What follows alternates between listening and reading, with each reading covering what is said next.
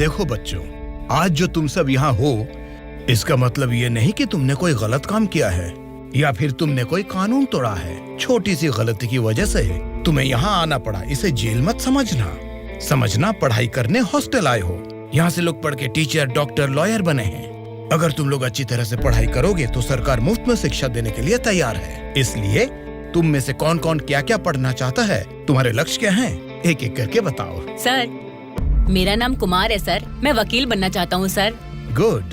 Court में इंसाफ के लिए लड़ सकते हो तो जज भी जरूर बन सकते हो। समझ गया बेटा? बैठ जाओ।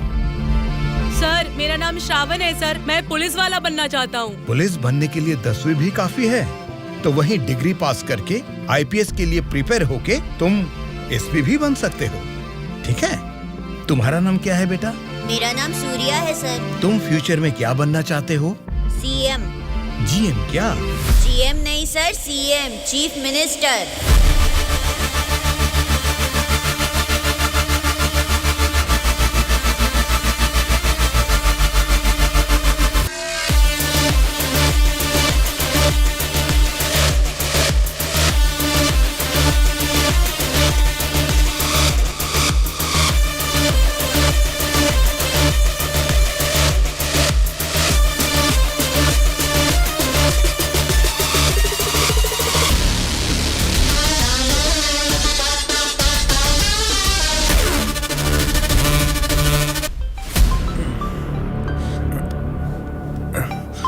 पार्टी ऑफिस से तो नहीं है।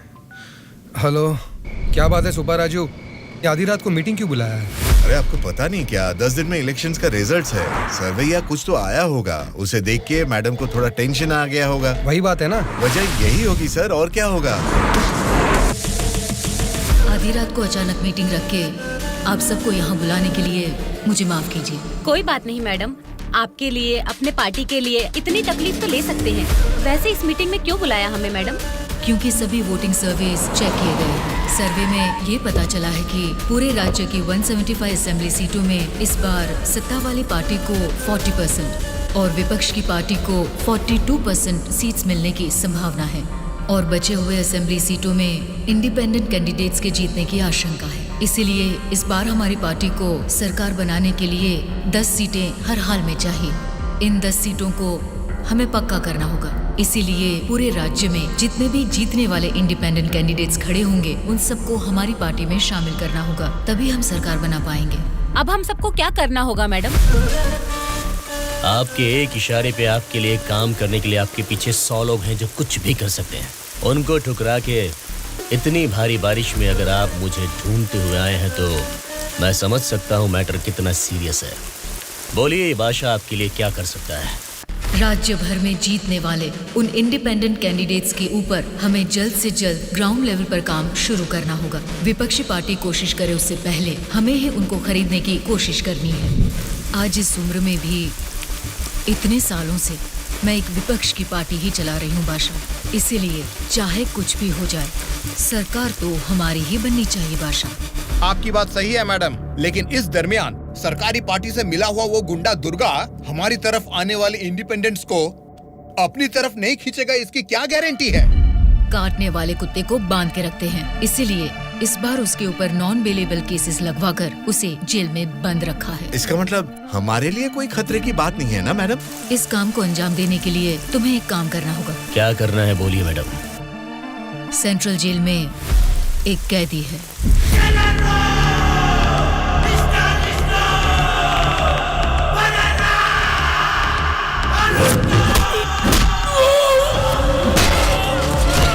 8-10 आदमियों को जेल भेजकर उसे मरवाना होगा।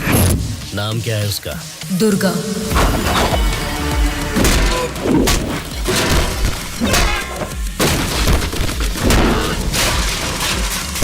He is the most dangerous animal.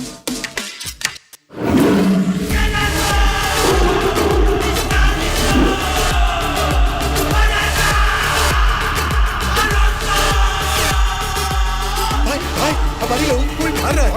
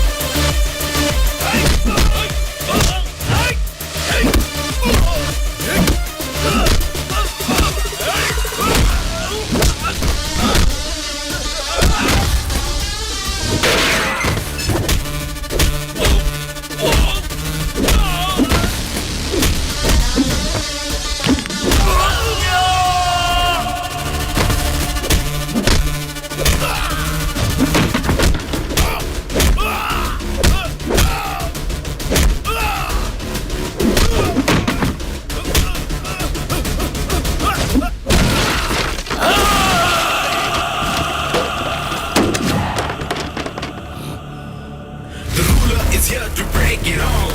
Make his own rules, make you fall. You gotta be the change you wanna see. He's gonna be the range you won't believe.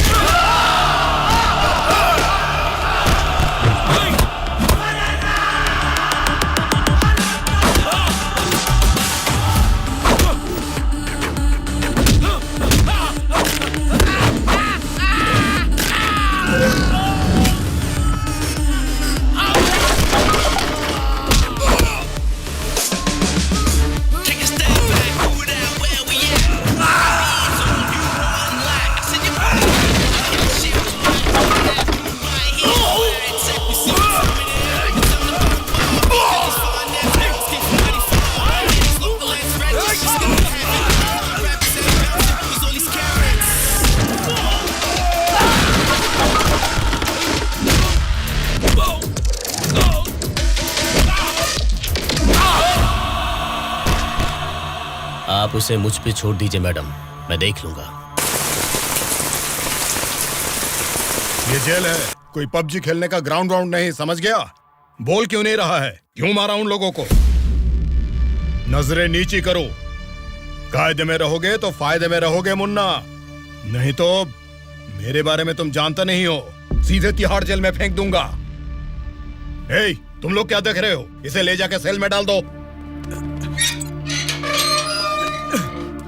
Jailer साहब। क्या हुआ बादशाह, बात क्या है?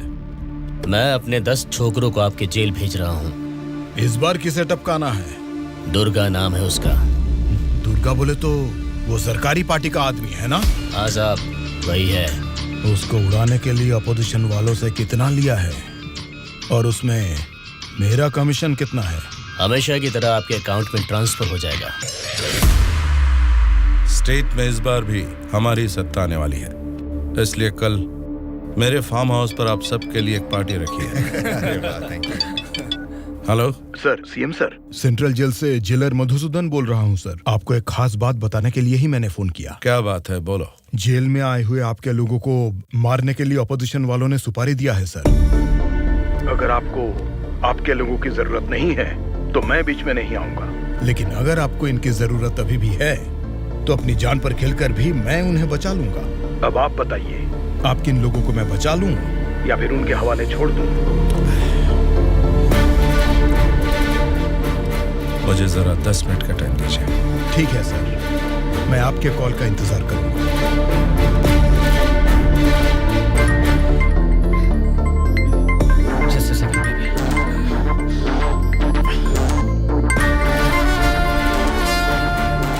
हेलो मामा, बोलिए। Jail में दुर्गा को उड़ाने के लिए ऑपोजिशन वाले प्लान कर रहे हैं। वो अभी भी हमारे लिए कोई काम का है क्या? अरे मामा, अब पूरा काम उसी के हाथ में है मामा। अगर हाथ पर हाथ धरे बैठे रहे तो वो पार्टी फिर से सत्ता में आ जाएगी, तो फिर वो हमारे किस काम का रहेगा? इस बार जैसा आप सोच रहे हैं, सत्ता हमारे हाथ में नहीं है मामा। 70% उन्हीं के फेवर में है। ये बात तुझे कैसे पता? इलेक्शन सर्वे रिपोर्ट्स में वो हमसे ज्यादा स्ट्रॉन्ग है मामा। अगर वोट्स काउंटिंग में भी वो हमसे आगे निकले तो हमें कुछ और एमएलएस की जरूरत पड़ेगी मामा। अब उनको धमका के डरा के हमारी पार्टी में लाने के लिए हमारे लिए दुर्गा ही लास्ट ऑप्शन है मामा। And he is the most powerful weapon we have today. और हमारे धंधे में तो गधे को भी बाप बनाना पड़ता है, और हमें अगर गवर्नमेंट फॉर्म करना है तो किसी भी हाल में हमें दुर्गा चाहिए मामा। इलेक्शन रिजल्ट जब तक डिक्लेयर नहीं होते, जेल में मेरे आदमी का बाल भी बांका नहीं होना चाहिए। वो सब आप मुझ पर छोड़ दीजिए, मैं देख लूंगा। लेकिन आपके आदमियों को प्रोटेक्ट करना है तो बहुत बड़ा अमाउंट खर्च हो सकता है सर। वो मैं देख लूंगा। सर, मेरा एक छोटा सा डाउट है सर। क्या डाउट है? आपने दुर्गा को मरवाने के लिए पैसे लिए थे ना, अब बचाने के लिए पैसे ले रहे हैं। ये बात मेरे पल्ले नहीं पड़ी सर, मुझे थोड़ा कंफ्यूजन हो रहा है। पागल कहीं। इसी को अंग्रेजी में पॉलिटिक्स बोलते हैं और हमारी भाषा में बोलते हैं राजनीति, समझे?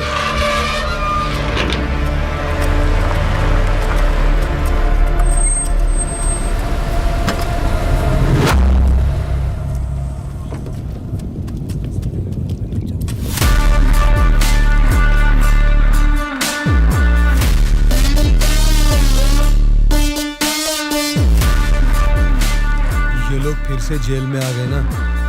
अब लगता है जेल में कोई बड़ा कांड होने वाला है।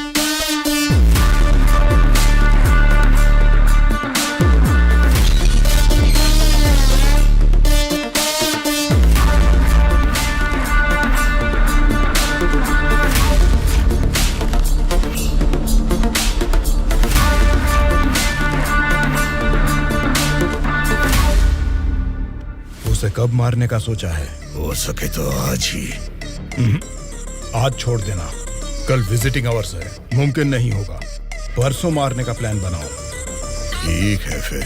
लेकिन एक बात अच्छी तरह से समझ लो, दुर्गा को मारने के लिए मैं तुम लोगों को आधे घंटे का टाइम दे सकता हूँ। आधे घंटे में ही काम निपटाना होगा, और अगर नहीं मार सके तो उसे दोबारा मारने का मौका नहीं मिलेगा। जाओ।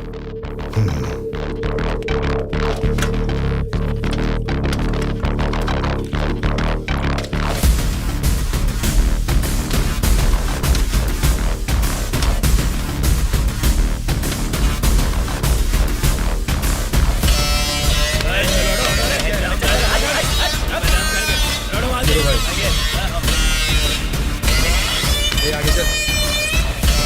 अल्लाह, ये सुना नहीं क्या?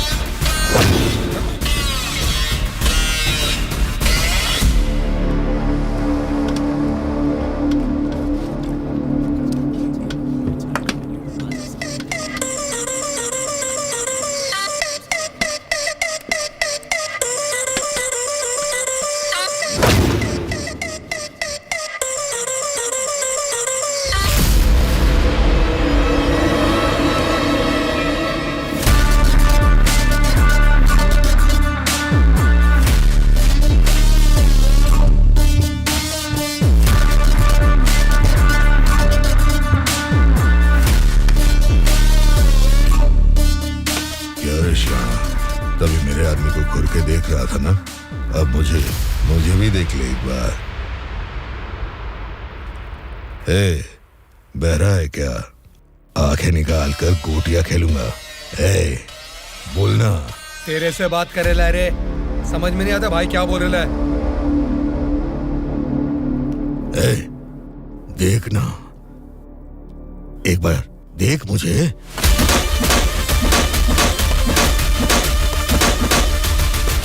मेरे बारे में तुम जानता नहीं हो, सीधे तिहाड़ जेल में फेंक दूंगा।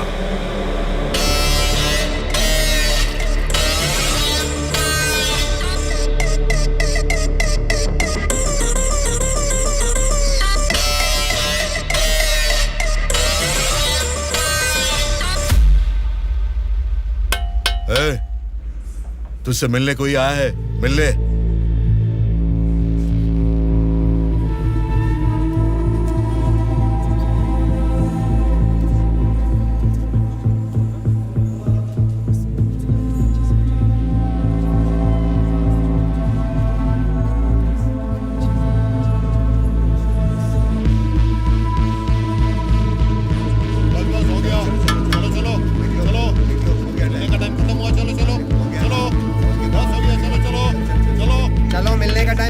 चलो निकलो यहाँ से, चलो टाइम हो गया। चल शिवा तू निकल, मैं बाद में ध्यान रख अपना।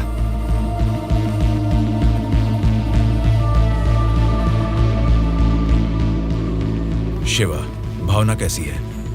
देखा, अभी याद आई ना तुझे उसकी? मुझे लगा तू भूल गया था।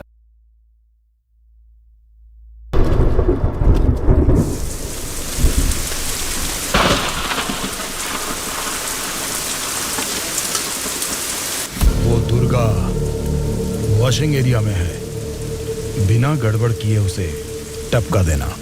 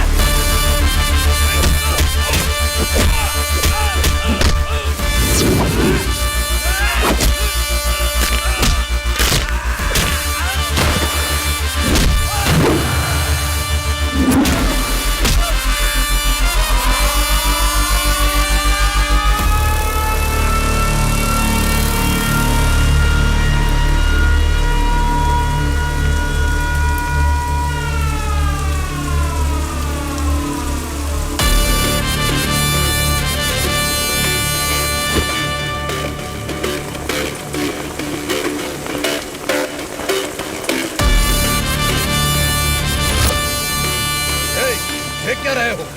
इनको इनके सेल में डाल दो।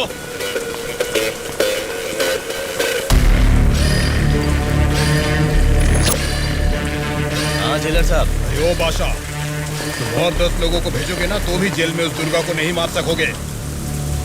क्या हुआ जेलर साहब? क्या हुआ है? तुमने जिन 10 लोगों को भेजा उन्हें उसने कुत्ते की तरह पीटा। मुझे तो लगता नहीं है उनमें से एक भी जिंदा बचेगा। आइंदा जेल के अंदर ऐसी बचकानी हरकत मत करना। जेल के बाहर ही निपटाओ। प्लानिंग जेल के बाहर करो। रखो फोन।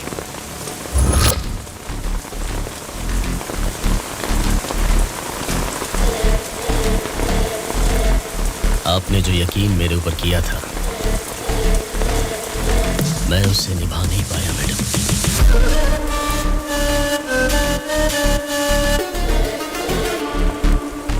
आप ये गन लीजिए मैडम। इस गन से मुझे अभी इसी वक्त यहीं पे मार दीजिए, नहीं तो मुझे एक और मौका दीजिए। मैं खुद जेल में जाकर उस दुर्गा को मारूंगा।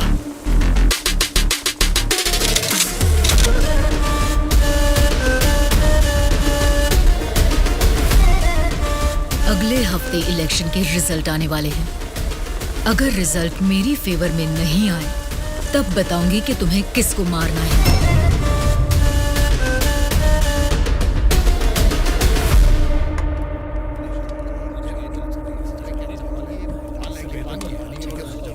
मेरा नाम दुर्गा है। सूर्या। कल मुझे बचाने के लिए थैंक्स।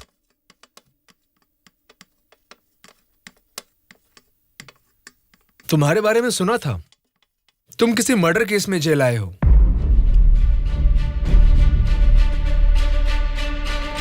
सूर्या, अगर तुम मेरे साथ काम करना चाहते हो तो कहो, मैं तुम्हें इस जेल से बाहर निकाल सकता हूं और तुम्हारे ऊपर जितने केसेस हैं वो सब मिटा सकता हूं। वो कैसे?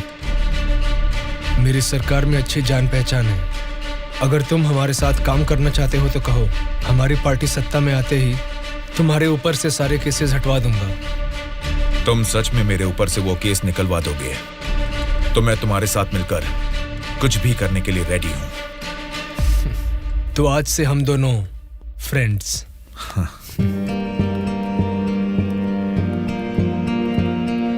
अच्छा, उस दिन वो लोग तुम्हें मारना क्यों चाह रहे थे? ऑपोजिशन वाले तो मुझे कई दिनों से मारने की कोशिश कर रहे थे, क्योंकि उन्हें इस बार जेल में मौका मिल गया, इसीलिए वो मुझे मारने आ गए।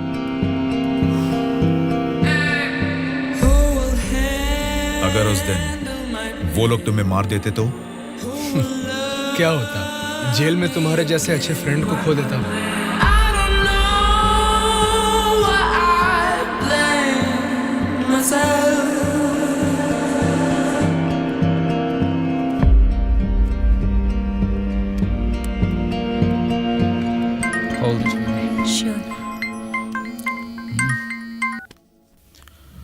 हेलो, मैं दुर्गा बोल रहा हूँ। बोलो दुर्गा। यहाँ जेल में मैं एक आदमी से मिला। किसी छोटे मोटे मर्डर केस में अंदर आया है, लेकिन उसकी हिम्मत अलग ही लेवल की है भाई। वो तो ठीक है, लेकिन क्या वो हमारे काम आएगा? बेशक वो हमारे काम आएगा भाई। ठीक है, इस बार इलेक्शन रिजल्ट्स अगर हमारे फेवर में नहीं आए तो तुम्हें बाहर आना पड़ेगा। ठीक है भाई। तब मैं मामा से बात करके तुम्हारे साथ उसको भी बाहर लाने का प्लान करूंगा।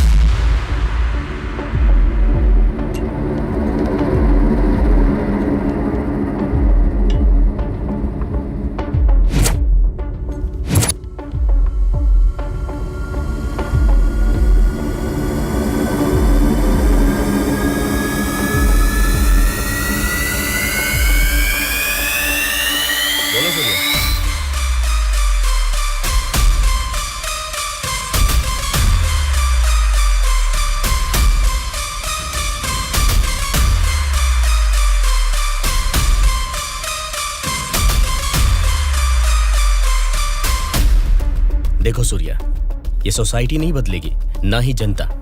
ये 100 साल के इतिहास में तुम्हें कभी लगा है कि वोट डालने का तरीका बदला है? हमें क्या लेना है सूर्या, मेरी बात सुन, ये सब अभी से छोड़ दे। देखो शिवा, जैसा तू बोल रहा है ये समाज नहीं बदला होगा, पब्लिक ने वोट देने का तरीका भी नहीं बदला होगा, लेकिन पब्लिक को पालने वाले नेता लोगों को हमें बदलना है यार। 40 दिन के इंतजार के बाद हुआ पर्दाफाश। जीते हुए उम्मीदवार जश्न मना रहे हैं तो हारे हुए उम्मीदवार उसकी वजह ढूंढने में जुट गए हैं। जनता के वोट ये बता रहे हैं कि उन्हें किसी से कोई बैर नहीं। दोनों मेजर पार्टियों को इलेक्शन में लगभग एक समान वोट मिले हैं।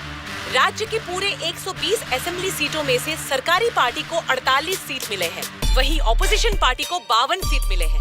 बाकी 20 सीटें इंडिपेंडेंट एमएलएस को मिले हैं और वो ही तय करेंगे कि राज्य में सरकार किस पार्टी की बनेगी। अब उनमें से कितने लोग कौन सी पार्टी को समर्थन करेंगे, राज्य की सत्ता कौन सी पार्टी को जाएगी, ये सब जानने के लिए शक्ति परीक्षण होने तक सबको इंतजार करना ये होगा। क्या है सर, इस बार ऐसे कैसे हो गया? अब हम क्या करेंगे सर? इस बार भी गवर्नमेंट हमारी ही बनेगी।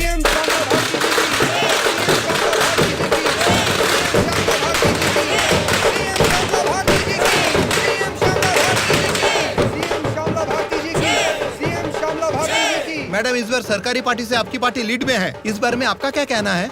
जनता को अब हमारे ऊपर यकीन आ गया है, इसलिए इस बार हमारी पार्टी लीड में है। Thank you. श्यामला भारती जी की, सीएम श्यामला भारती जी की, सीएम श्यामला भारती जी की, सीएम श्यामला भारती जी की, सीएम श्यामला भारती जी की, सीएम श्यामला भारती जी की, सीएम श्यामला भारती जी की, सीएम श्यामला भारती जी की।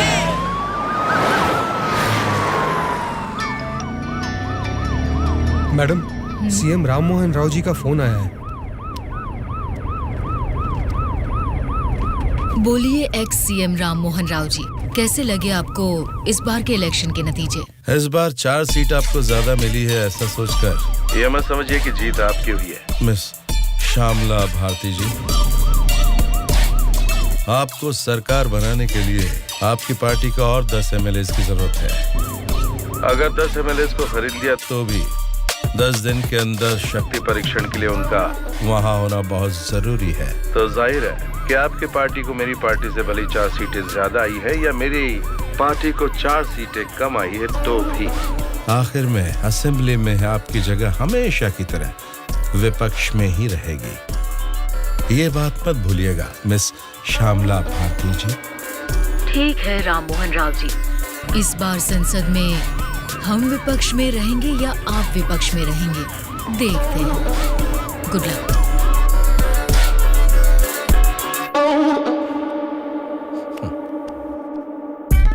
ये जानते हुए कि हमारी पार्टी लीड में है, ये राम मोहन राव कॉन्फिडेंटली कह रहा है कि हमारी पार्टी जीत नहीं सकती। इससे ये साफ पता चलता है कि हमारी पीठ पीछे साजिश हो रही है। हम एक लीडिंग पार्टी है, हमें हमारी पार्टी को सत्ता में लाने के लिए उन 20 इंडिपेंडेंट्स को हमारी पार्टी में लाने का कोई ना कोई तरीका ढूंढना होगा। हमें उन 20 लोगों को जल्द खरीदना होगा मैडम, और उसका केवल एक ही रास्ता है। कौन सा रास्ता? अनंतगिरी में 20 साल से ना हारने वाले कल्याण प्रसाद को हमें सबसे पहले खरीदना होगा मैडम। उसी को क्यों? वही किंग मेकर है मैडम। जितने भी 20 इंडिपेंडेंट उम्मीदवार है वो सब उसी के हाथ में रहते हैं। तो फिर जल्द से जल्द बुलवाइए उसे। कल्याण प्रसाद को फोन करके कहो कि तुरंत मेरे फार्म हाउस पर आकर मुझसे मिले। ओके? ठीक है सर।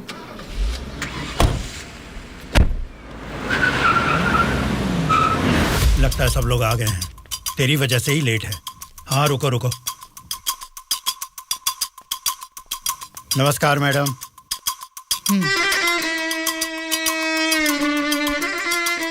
मैडम डायरेक्टली पॉइंट पर बात करेंगे, इससे दोनों का टाइम बचेगा। मैं भी सीधे पॉइंट पर आकर बात करूंगी। आपके 20 एमएलएस को हमारी पार्टी को समर्थन देना होगा। इसके लिए आपके एक एक एमएलए की कीमत बताइए। एक एक एमएलए ने अपने मतदान क्षेत्र में जीतने के लिए तकरीबन 50 करोड़ रुपए खर्च किए हैं। एक एक एमएलए को 100 करोड़ दे दीजिए। क्या मतलब? एक एक एमएलए को 100 करोड़? मतलब इसके हिसाब से 20 एमएलए को 2000 करोड़? हाँ मैडम। इतना क्यों? मार्केट में आजकल रेट बहुत बढ़ गए मैडम। एक जमाने में खाना पकाने का तेल 100 रुपए लीटर मिलता था और अब 230 रुपए हो गया है। फिर भी लोग खरीद रहे हैं ना। वैसे जनता के बारे में हम कुछ सोच रहे हैं क्या? नहीं ना। इसीलिए जैसे चीजों के दाम बढ़ गए हैं, वोटर्स ने भी अपने रेट बढ़ा दिए हैं मैडम। एक टाइम पे 1000 रुपए में मिलने वाले वोट अब 5000 में मिलते हैं। यहाँ कोई भी कैंडिडेट को देख के वोट नहीं डालता मैडम, वो वोट डालता है कैश देखकर ही। मतलब आपके एमएलएस को हमारी पार्टी को समर्थन देना है तो आपको 2000 करोड़ देने होंगे, सही कहा? 2000 करोड़ नहीं मैडम। तो फिर? 2500 करोड़। मतलब 2500 करोड़ रुपए? यस। वो 500 करोड़ किसके लिए? वो मेरा कमीशन है मैडम। आपका कमीशन 500 करोड़ है? जी मैडम। मैं आपको कोई प्याज टमाटर थोड़ी ना बेच रहा हूँ। इस राज्य की सत्ता 5 साल के लिए दे रहा हूँ आपको। इसके बदले में एक छोटी सी 500 करोड़ की रकम कमीशन लेने में कोई गलती नहीं है मैडम।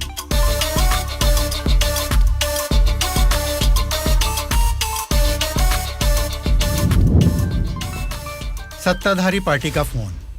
अगर मेरा प्रपोजल आपको जमता है तो फोन काट दूंगा, और नहीं तो इस बार फिर से उन्हीं की सरकार बनेगी। सोच लीजिए।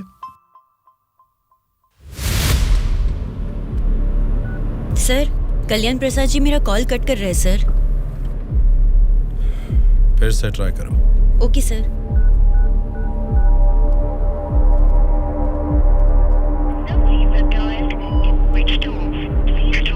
सर, फोन स्विच ऑफ आ रहा है सर।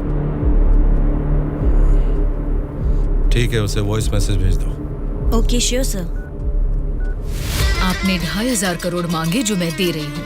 कोई गलती नहीं होनी चाहिए। शक्ति परीक्षण वाले दिन हमारे 20 एमएलए आपके पीछे दुम हिलाते हुए चलेंगे। आप जहाँ साइन करवाएंगी वहाँ करेंगे। अब आप सीएम पद की शपथ लेने के लिए तैयारी कीजिए मैडम। लेकिन उसके पहले हमें एक काम करना है। वो क्या है मैडम? आपने मुझसे हाथ मिला लिया है, ये खबर राम मोहन राव को जरूर पता चल जाएगी। हमें हमारे एमएलएस को सेफ रखना होगा। इसलिए उन सभी एमएलएस को राम मोहन राव से सेफ रखने के लिए मैंने बेंगलुरु में एक स्टार होटल पूरा बुक कर लिया है। शक्ति परीक्षण होने तक वो सारे उधर ही रहेंगे। आपके एमएलएस के साथ हमारे एमएलएस को भी मिलाकर उधर भेजेंगे तो वो सब साथ में वहाँ सेफ रहेंगे। आपकी बात सही है मैडम, पर उस राम मोहन राव के डर से सिटी से इतनी दूर बेंगलुरु में एमएलएस को रखने की जरूरत नहीं है मैडम। वो क्या है ना, शहर के बीचों बीच मेरे कंट्रोल में एक जगह है जिसके बारे में किसी को नहीं पता। ये 10 दिन हम अपने एमएलएस को वहीं छिपाएंगे तो टाइम भी सेव होगा और अपने लोग अपने ही साथ हैं ये भरोसा भी रहेगा। लेकिन उतनी सेफ प्लेस इस सिटी में कहाँ है? सॉरी मैडम, शक्ति परीक्षण होने तक उस जगह के बारे में मैं आपको भी नहीं बताऊंगा। ठीक है, फिर आपके एमएलएस के साथ हमारे एमएलएस को भी आपकी बताई हुई जगह पर भेजूंगी। देखना कोई भूल ना हो। Okay madam. सत्या। हाँ सर। सर, श्यामला भारती जी ने कल्याण प्रसाद जी को 2500 करोड़ में खरीद लिया। अब हमारी हालत क्या होगी सर? हमारी सरकार गिर गई क्या? सर, इलेक्शन में मैंने 100 करोड़ खर्च किया, अब मेरा क्या होगा सर? बताइए सर, क्या होगा? बस चुप हो जाओ। परेशान होने की जरूरत नहीं है। शक्ति परीक्षण में अभी टाइम है। मैं जानता हूं मुझे क्या करना है। आपकी बात मुझे समझ आ गई। अभी मुझे क्या करना है बोलिए। अनऑफिशियली किसी भी हालत में दुर्गा मुझे जेल से बाहर चाहिए, चाहे जितने भी पैसे लग जाएं।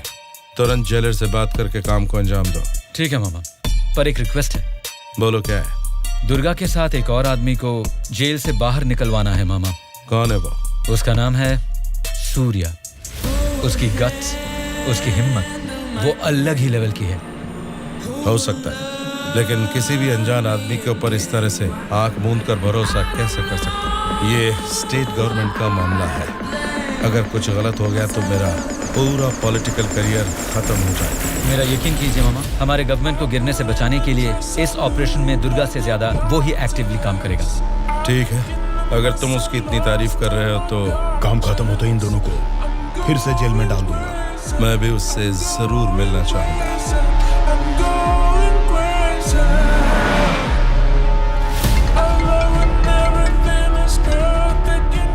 हेलो मैडम, मुझे आपको एक इन्फॉर्मेशन देनी है।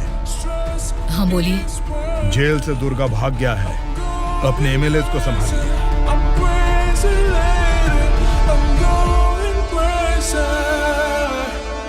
इनको अभी छोड़ के आपने वो पार्टी को इन्फॉर्मेशन क्यों दे दिया सर? वो लोग आपस में लड़के मरेंगे तो ही ना हम जैसे लोग सेफ रहेंगे।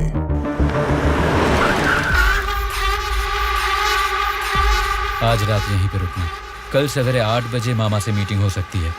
कॉल आते ही यहाँ से निकल जाना। मैडम, कल रात ही मैंने अपने सभी लोगों को सेफ जगह पर शिफ्ट किया है और यहाँ वो सारे लोग बहुत ही एंजॉय कर रहे हैं। वो ठीक है, पहले मेरी बात सुनिए। बोलिए मैडम। सरकारी पार्टी वाले जेल से उस दुर्गा को बाहर लेकर आए हैं, ये इन्फॉर्मेशन आई है। मैं नहीं जानती तुम क्या करोगे। हाँ?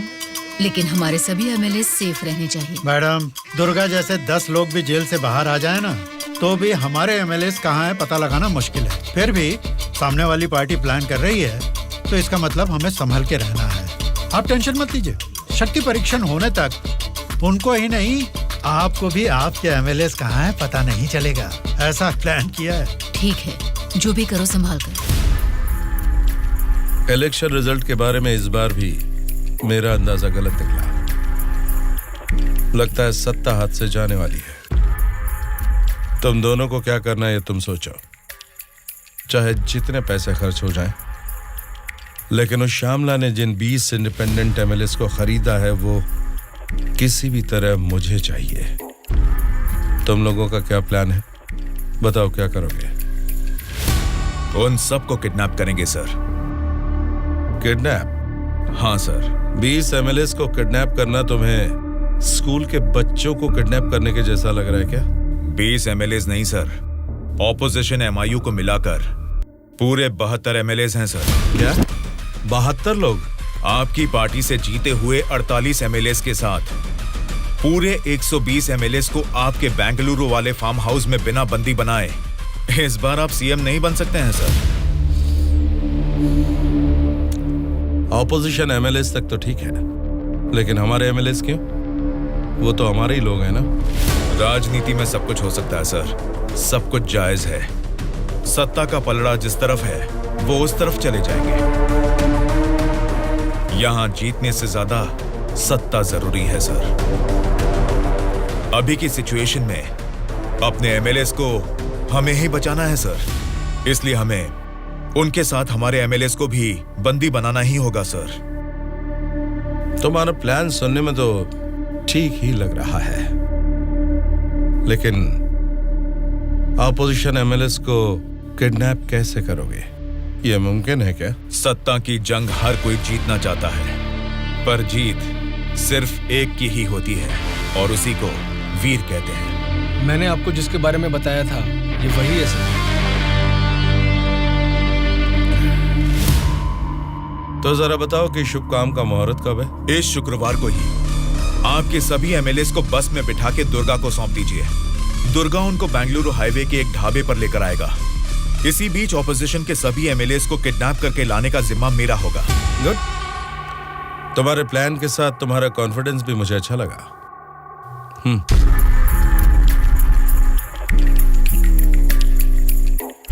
इस बैग में 2 करोड़ है। इसे सिर्फ एडवांस ही समझो। जैसा सोचा है, अगर काम वैसा ही हुआ तो तुम्हारे ऊपर जितने भी केस हैं उनको हटाने के साथ ही इस तरह के कई बैग्स तुम्हें मिलेंगे। इस बार भी आप ही सीएम पद की शपथ लेंगे, उसके लिए तैयार रहिएगा।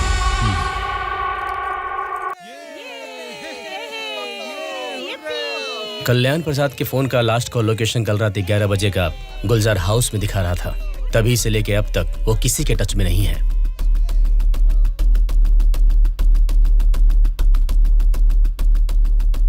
तो फिर वो पक्का गुलजार हाउस में ही है। हाँ बोलो। मैडम, आपके लिए एक बैड न्यूज है। गुलजार हाउस में ठहरे हुए आपके सभी एमएलएस को सत्ता वाली पार्टी के लोग किडनैप करने की कोशिश कर रहे हैं। आप फौरन उनको वहां से कहीं और शिफ्ट करवाइए, नहीं तो सीएम नहीं बन पाएंगी। लेकिन तुम कौन हो? आपका हितैषी हूं।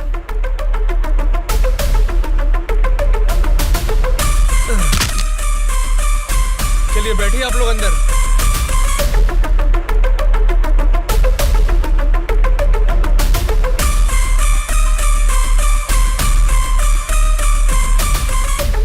बोलिए मैडम। कहाँ हैं आप? मैं नहीं बता सकता। मैं सीरियसली कुछ पूछ रही हूँ, उसका सीधा जवाब दीजिए। मैं भी सीरियसली ही बोल रहा हूँ मैडम, नहीं बता सकता। आप सब गुलजार हाउस में हैं, ये बात मैं अच्छी तरह से जानती हूँ। वो कैसे मैडम? गूगल मैप पे भी सर्च करने पर इस जगह के बारे में किसी को पता नहीं चलता। सिर्फ मुझे ही नहीं बल्कि सरकारी पार्टी वालों को भी पता है कि आप सब कहाँ छुपे हो। अब क्या करें मैडम? उनके वहाँ पहुँचने से पहले निकलो वहाँ से और अपने साथ सभी एमएलएस को वहाँ से शिफ्ट कर दो। लेकिन अभी के अभी इतने एमएलएस को कहाँ शिफ्ट करेंगे मैडम? मैं बस भेज रही हूँ, मेरे बैंगलोर वाले रिसोर्ट में शिफ्ट हो जाओ। समझ गए तुम? समझ गया।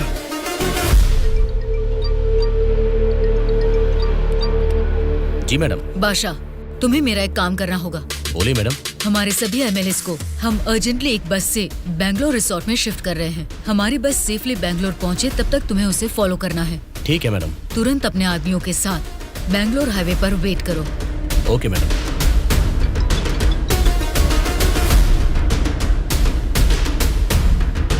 हेलो मैडम, मैं ट्रैवल एजेंसी का बस ड्राइवर बोल रहा हूँ मैडम। कहाँ पहुँचे तुम?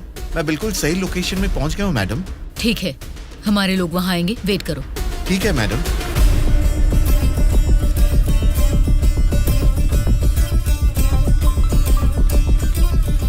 हाँ बोलिए मैडम। बस आ गई है, आप सब तुरंत वहाँ से निकल जाइए। ठीक है मैडम। बस आ गई है, चलिए सब लोग बस में बैठिए।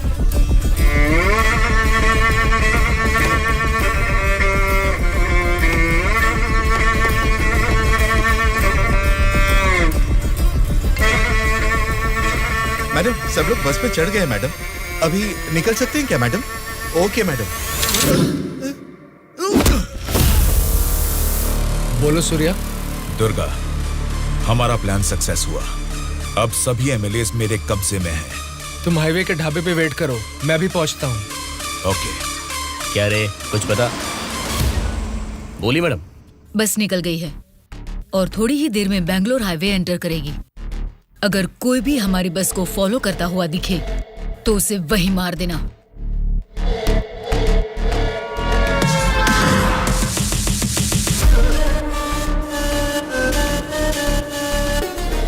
मैडम, हमारे एमएलएस की बस अभी सामने से क्रॉस हो गई है। तुम ध्यान से हमारी बस को फॉलो करना, ठीक है? ठीक है मैडम। ए चलो रे।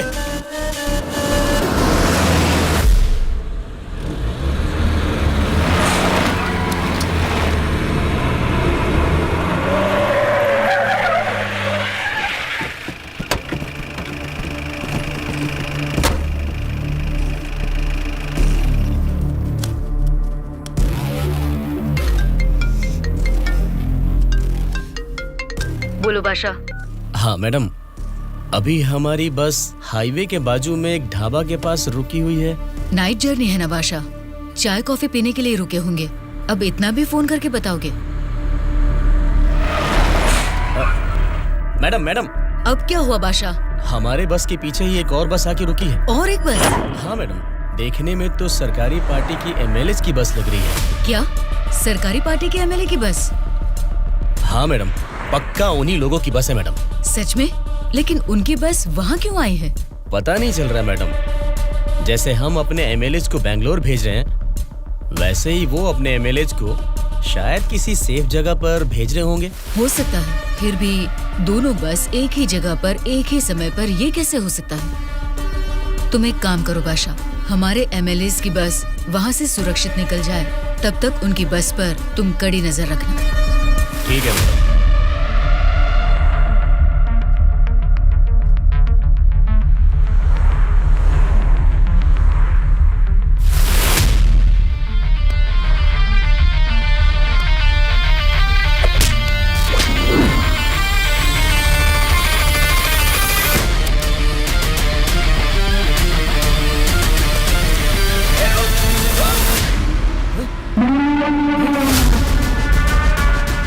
बोलो बादशाह। हमारे बस ड्राइवर ने सरकारी पार्टी के बस ड्राइवर दुर्गा को मार के उनकी बस को भी हमारे बस ड्राइवर ही ड्राइव करके ले जा रहे हैं मैडम। व्हाट? उनकी बस को हमारे ड्राइवर क्यों ले गए हैं? मुझे भी कुछ समझ में नहीं आ रहा मैडम। ठीक है, मैं अपने ड्राइवर को फोन करके पता लगा लूंगी। पहले तुम हमारी बस को फॉलो करो। Okay madam. Hello madam. Anwar, क्या कर रहे हो तुम लोग? कुछ लोग आके मुझे मार के हमारी बस को लेके गए मैडम। बोली मैडम। बादशाह, वो लोग अपने ड्राइवर नहीं हैं, कोई क्रिमिनल्स हैं। उनका पीछा करो। Stop them right now. ठीक है मैडम।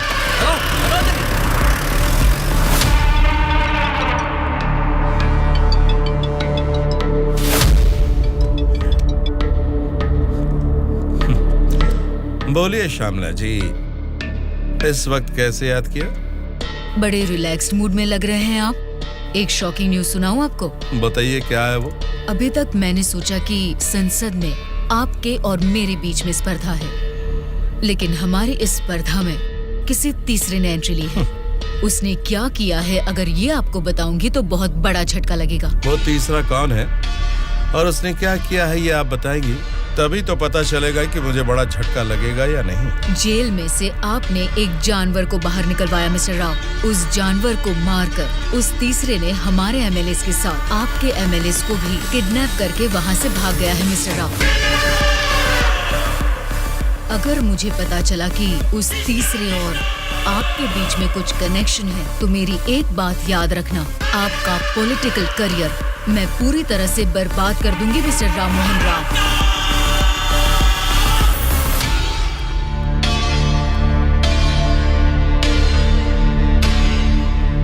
क्या हुआ मामा? उस दुर्गा को कॉल कर।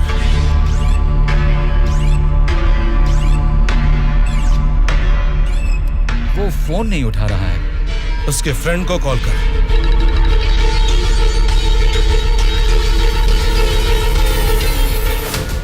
मेरे पॉलिटिकल करियर में ये फर्स्ट टाइम है जब मैंने किसी पर यकीन करके धोखा खाया। बोल, कौन है रे तू? बोला था ना, ये सत्ता की जंग हर कोई जीतना चाहता है, लेकिन किसी एक को ही जीत मिलती है, उसी को वीर कहते हैं। अब वो जंग शुरू हो चुकी है। वीर कौन है और वो जंग किस मकसद से कर रहा है, आगे आगे तुमको सब समझ में आएगा। तब तक के लिए wait and C.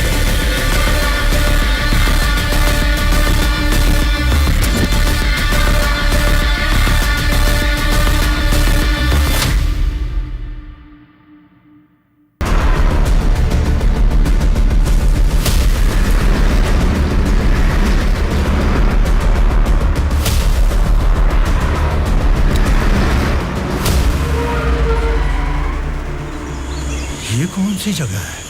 Bengaluru resort बोले थे, गलती से किसी और रूट में तो नहीं आ गए? घना जंगल लग रहा है ये तो।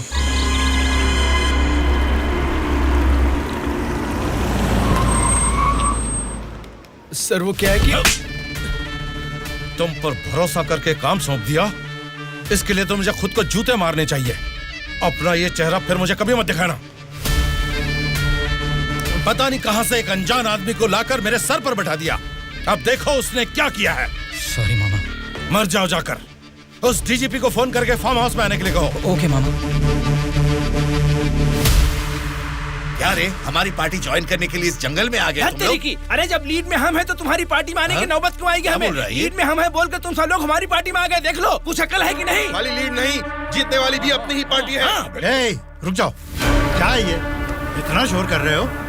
आपस में लड़के कुछ नहीं मिलने वाला। हमें कुछ भी बोलिए, लेकिन हमारी पार्टी को कुछ मत बोलना। समझ गए? जरा सामने आओ और अपनी पार्टी की ताकत दिखाओ। हमारी पार्टी का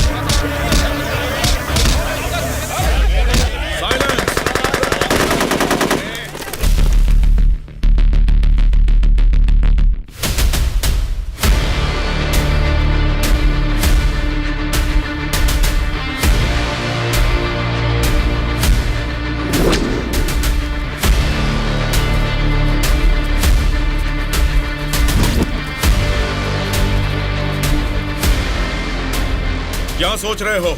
जैसे जी में आ रहा चिल्ला रहे हो, अपनी मर्जी से आपस में लड़ रहे हो। ये तुम्हारी असेंबली नहीं है, ये जंगल है। मेरा जंगल, मेरा जंगल, मेरा जंगल। यहाँ कोई स्पीकर नहीं होगा, माइक नहीं होगा, ना ही वॉकआउट होगा।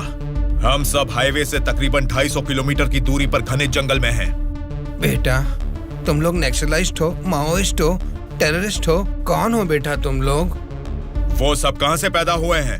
तुम जैसे लोगों की गलती से ही वो लोग पैदा हुए हैं। बेटा, तेरी बात मैं मानता हूँ, लेकिन मैं शुगर पेशेंट हूँ। टाइम पर खा के अगर मैंने दवा नहीं लिया तो मेरी बॉडी कांपने लग जाती है बेटा। तुम हेल्थ मिनिस्टर हो ना? हाँ बेटा। तुम्हारे पास बड़े हॉस्पिटल्स हैं, फिर भी तुम्हें ये सब बीमारियां हैं, तो तुम पब्लिक का भला कैसे करोगे? बेटा, हमारे पेट में चूहे दौड़ रहे हैं, पहले कुछ खाने के लिए तो दे दीजिए।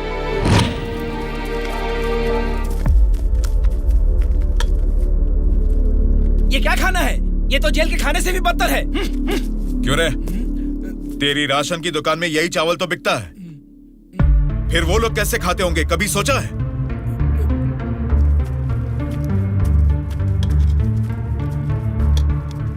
बस बेटा बस, चावल खाने में कमी ही करनी चाहिए, ज्यादा नहीं खाना चाहिए। अच्छा, तो फिर इतनी जायदाद कैसे बना ली? उसमें भी तो कमी कर सकते थे, पर उसमें तो करोगे नहीं। देखो बेटा, तुम्हारी बातें और करतूतें तो कमाल की हैं, लेकिन कमी है तो बस चेहरा नहीं दिखाया तुमने। जरा वो भी दिखा दो। तुझसे देखा नहीं जाएगा। बाप रे, इतना डरावना है तुम्हारा चेहरा? तो फिर देखो। हाँ तो फिर दिखाओ ना।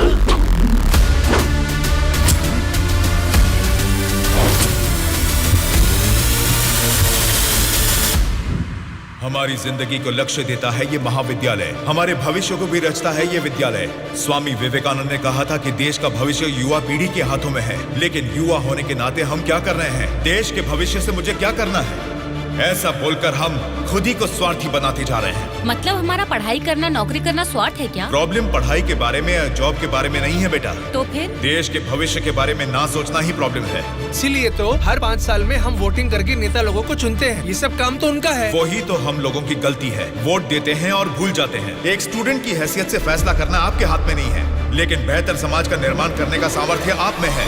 उन लोगों को खड़ा करके पूछने का हक भी आपको है। जब आप लोग ऐसा करेंगे तब स्वामी विवेकानंद की बात सच होगी कि देश का भविष्य युवाओं के हाथों में है। जाल खरीदने के लिए पैसे देंगे, नाव खरीदने के लिए लोन देंगे। तुमसे यही वादा इलेक्शन से पहले किया गया था ना, लेकिन अब सत्ता में आकर 4 साल होने के बाद भी एक भी वादा पूरा नहीं किया। इसको आप कब तक सहेंगे और कितने दिन भुगतेंगे? इन एमएलएस को जीतने दीजिए और सवाल कीजिए।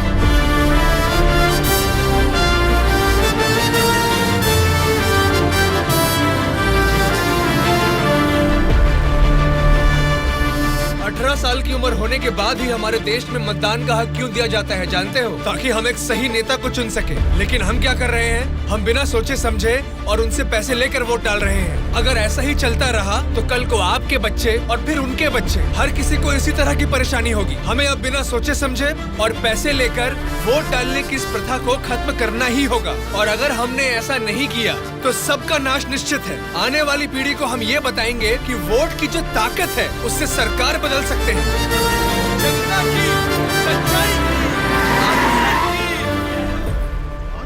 स्टूडेंट सर, आजकल जनता के सामने समाज के बदलाव की बातें करते रहते हैं सर।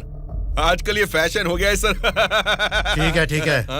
उसके भाषण की वजह से अपनी इमेज डैमेज नहीं होनी चाहिए। सर, हमें उनकी परवाह नहीं करनी चाहिए। वो लोग कुछ प्रॉब्लम नहीं करेंगे सर। अपने किसी आदमी को बोलो इन पर जरा नजर बनाए रखे। Okay sir. दिल्ली से आते ही इनके बारे में कुछ करेंगे। क्या बताऊं बेटा, इस गांव की समस्या वैसे की वैसी ही है। हमारी समस्याओं को सुनने के लिए कोई वार्ड मेंबर नहीं आता है। सरपंच को तो देखा ही नहीं, कॉर्पोरेटर काम नहीं करता, और एमएलए के लिए क्या बताऊं, 4 साल पहले हमने उनको जिताया, वो तो ऐसे गायब हुए जैसे गधे के सर से सिंह। उनसे मिलने जाओ तो लात मार के भगा देते हैं।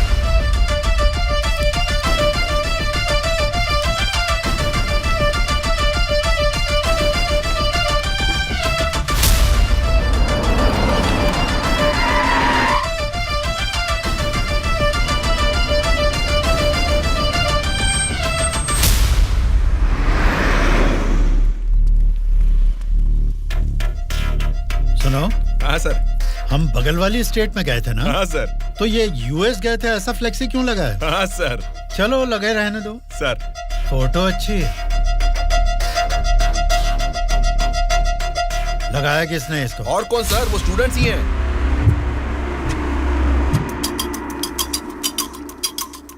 इन पोस्टर्स को देखकर वो एमएलए पक्का रिएक्ट करेगा। रिएक्ट तो करेगा, पर कैसे रिएक्ट करेगा वो पता नहीं चल रहा। जैसा भी रिएक्ट करें, कोई भी प्रॉब्लम आने तो हम सबका सामना कर लेंगे साथ में। जैसा आपने सोचा वैसा नहीं होगा। शक्ल से तो पढ़े लिखे लगते हैं, पढ़ाई की है तो अच्छी नौकरी कर लेते। ऐसे पेस्ट लगा के पोस्टर लगाने की गंदी हरकतें क्यों कर रहे हैं आप लोग?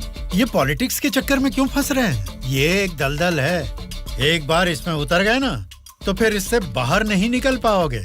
समझ गए ना? मतलब आपकी नजर में वोटर की कोई वैल्यू नहीं? अरे बहुत सही कहा आपने। आपकी नजर में वोटर की बड़ी कीमत है, लेकिन हमें वोट की कीमत पता है। यही फर्क है आपकी और हमारी सोच में। एक बार वोट मिल गया ना, फिर वोटर को कौन पूछता है? 5 साल के लिए हम ही राजा, हम ही मंत्री। मतलब आपसे सवाल करने वाला कोई नहीं है क्या? अब तुम ही बताओ, जो लोग पैसा लेकर वोट डालते हैं उनको सवाल पूछने का अधिकार है? अभी जो भी हो रहा है वो इलेक्शन नहीं है, कलेक्शन है। हम वोट कलेक्ट करेंगे, वो पैसे कलेक्ट करेंगे। एक वोट का 5,000, 1.5 लाख वोट हैं, मतलब 75 करोड़। उसके साथ दारू, बिरयानी, नाच गाना, पोस्टर, पब्लिसिटी, इनके अलावा हमारे नेता को मिलने वाले गिफ्ट्स। बाप रे, तकरीबन 150 से 200 करोड़ खर्च होता है। अब इस खर्चे को प्रॉफिट में बदलना है, 200 करोड़ का 1000 करोड़ बनाना है। ये सब करने में ही 5 साल निकल जाएंगे। फिर जनता की सेवा करने का टाइम कहाँ रहेगा? वैसे वोट बेचने वाले की हम सेवा क्यों करें? उसको पूछने का हक नहीं है, क्योंकि उसने तो अपना वोट बेच दिया है। इसलिए मैं तुम लोगों को आखिरी बार बोल रहा हूँ, सड़क छाप गुंडागर्दी से जिंदगी शुरू की थी, अब स्टेट मिनिस्टर हूँ। मुझे फिर से गुंडा बनने पर मजबूर मत करो। इलेक्शन नजदीक आ रहे हैं। पिछली बार वोट के लिए 5,000 मांगे थे, इस बार 10,000 मांगेंगे। हमें इसके लिए तैयार रहना है। यहाँ वोट के लिए ही नहीं, सीट के लिए भी पैसे देने हैं। पार्टी हाईकमांड मेरी परवाह नहीं करेगी तो मुझे बहुत दिक्कत हो जाएगी। मेरे रास्ते से हट जाइए। इसके बावजूद भी अगर किसी ने रोका तो तुम सबकी डेट ऑफ बर्थ तो अलग अलग है, लेकिन डेट ऑफ डेथ एक हो जाएगी, याद रखना। चलता हूँ। डार्लिंग, सब अच्छा ही हुआ है। टी स्टेट का एडवांस दे दिया है। अगले महीने इलेक्शन है, उसके बाद रजिस्ट्री होगी। ऊटी टी स्टेट की तुम ही मालकिन हो। तुम्हारा सर देखो। आपकी नजर में वोटर की बड़ी कीमत है, लेकिन हमें वोट की कीमत पता है। एक बार वोट मिल गया ना, फिर वोटर को कौन पूछता है? 5 साल के लिए हम ही राजा, हम ही मंत्री। आज की ब्रेकिंग न्यूज, हम आपके सामने एमएलए कल्याण प्रसाद जी की बेईमानी का खुलासा करने वाले हैं। टीवी देखिए सर। जो लोग पैसा लेकर वोट डालते हैं उनको सवाल पूछने का अधिकार है। अभी जो भी हो रहा है वो इलेक्शन नहीं है, कलेक्शन है। तो तुम सबकी डेट ऑफ बर्थ तो अलग अलग है, लेकिन डेट ऑफ डेथ एक हो जाएगी, याद रखना। खुद कल्याण प्रसाद जी के मुंह से ये बातें सुनने के बाद उन्हें मिनिस्टर के पद से ही नहीं बल्कि पार्टी के हाई कमांड ने उन्हें पार्टी से भी सस्पेंड कर दिया है।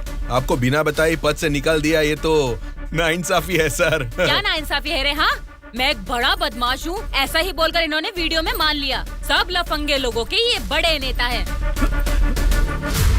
लो खाओ, सब ठूसो। और काम भी क्या है? खाना और सोते रहना, और बचा ही क्या है? बाप रे बाप, कितने सपने दिखाए थे। ऊटी में टी स्टेट लूंगा, कर्नाटक में कॉफी स्टेट लूंगा, अगले इलेक्शन में जीतूंगा तो मैं होम मिनिस्टर बनूंगा, तुम होम मिनिस्टर की बीवी बनोगी, बाद में सीएम और मैं सीएम की बीवी।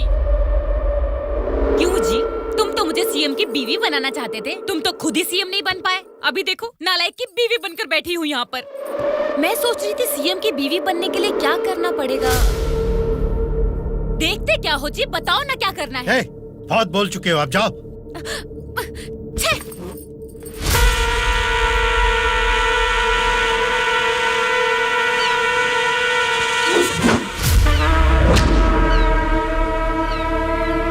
अरे क्या कर रहा है? निकाल उसे। माफ कीजिए सर, अपने लोग हैं, मछली पकड़ना सीख रहे हैं, गलती से आपके ऊपर गिर गया। आप जाइए सर।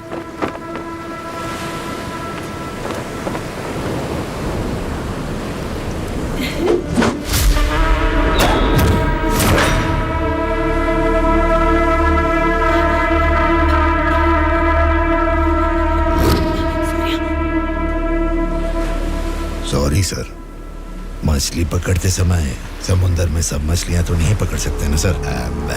हमारे हाथ में आई हुई मछली पकड़ेंगे, गलत मत समझिए। अब जाइए।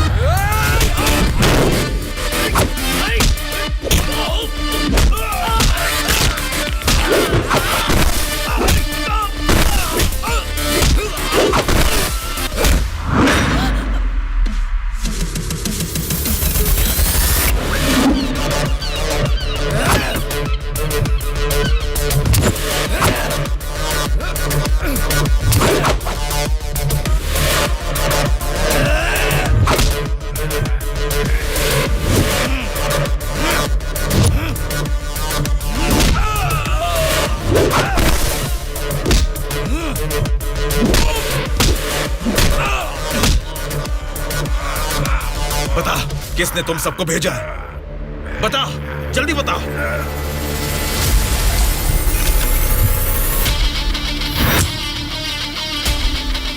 इतना हैरान क्यों है? मरा हुआ आदमी तेरे सामने जिंदा कैसे खड़ा है, यही सोच रहा है ना तू? मुझे मारना तेरे बस की बात नहीं है, ना ही तेरे बाप से हो पाएगा। वोट देना हर एक का हक है, उसे पैसे देकर मत खरीदो। एमएलए एक रिप्रेजेंटेटिव होता है जो लोगों की समस्याओं को सरकार के पास लेकर जाता है, बल्कि ये नहीं कि वो उस क्षेत्र का राजा बनकर बैठे। जस्ट एक कर्मचारी है। तुम सब कुछ भूल गए हो, इसलिए याद दिलाने के लिए पोस्टर्स लगाए, लेकिन तुम तो समझ ही नहीं पाए। अब तक तो तुम्हें ही बदलने के बारे में सोचा था, इस चुनाव क्षेत्र के एमएलए को बदलने के बारे में नहीं। लेकिन अब बदलूंगा। अगले इलेक्शन में चुनाव के लिए रेडी हो जाओ।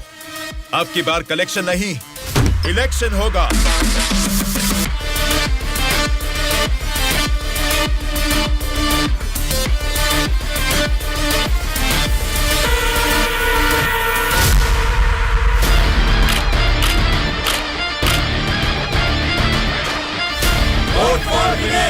वोट फॉर विनय। इसका नाम विनय है।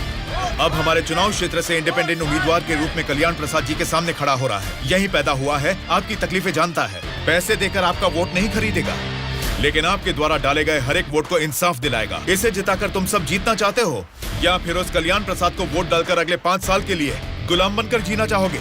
ये आपकी मर्जी है। भैया अभी तक पैसे लेके वोट देते थे, लेकिन अब भले काम के लिए वोट देंगे हम। अभी तक हमें कोई ऐसा नहीं मिला जो हमारा साथ दे। आप खड़े हो भैया, इस बार हम वोट आप ही को देंगे।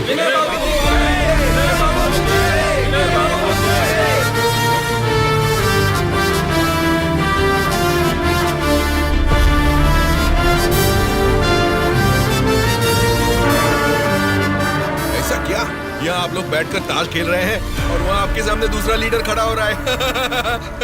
देखो, पैसे लेकर वोट डालने वाली जनता के रहते हैं, इनकी परवाह नहीं करनी है। आपका बोया हुआ पेड़ आपको ही छांव देगा। आपका डाला हुआ वोट भविष्य का फैसला करेगा। अब किसे वोट देना है ये आप ही तय कीजिए।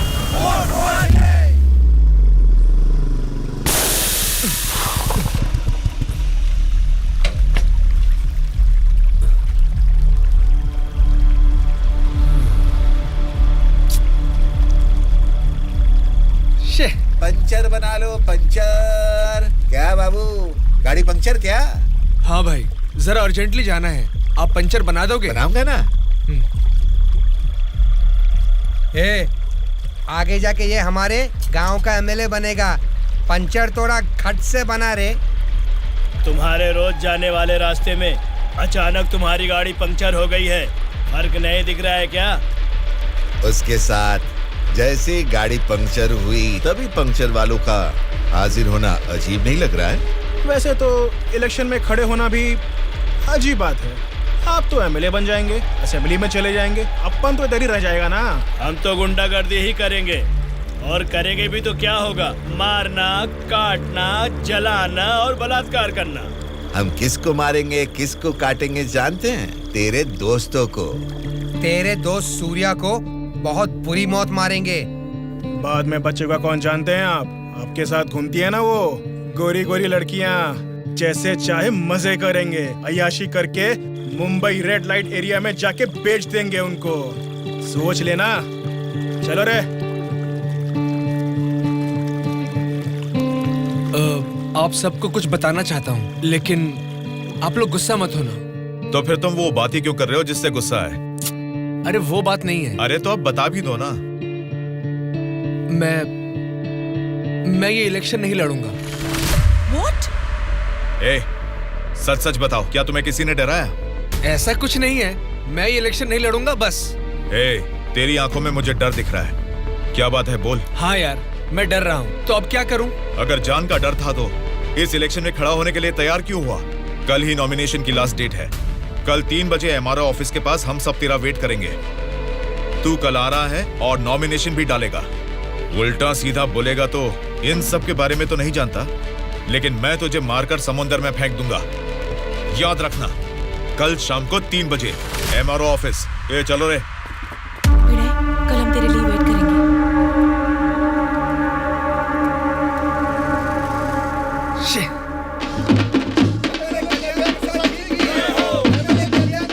पता नहीं कहाँ रह गया। अपने आप को समझता क्या है वो? Phone is not reachable, message भी नहीं जा रहा।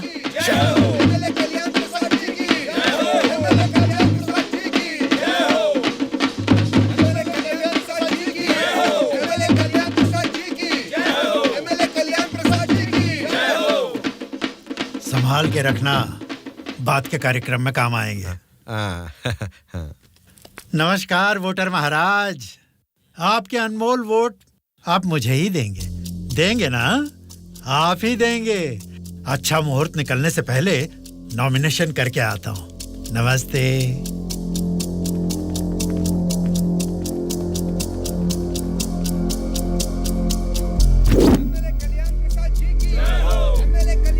विनय को फिर से कॉल करो। इतना टाइम हो गया, अभी तक नहीं आया। छोटे भाई, आपका कैंडिडेट अभी तक नहीं आया ना? राहु काल शुरू हो चुका है।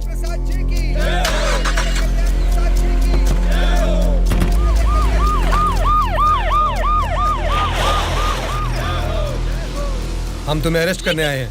हमें चलो बताते हैं।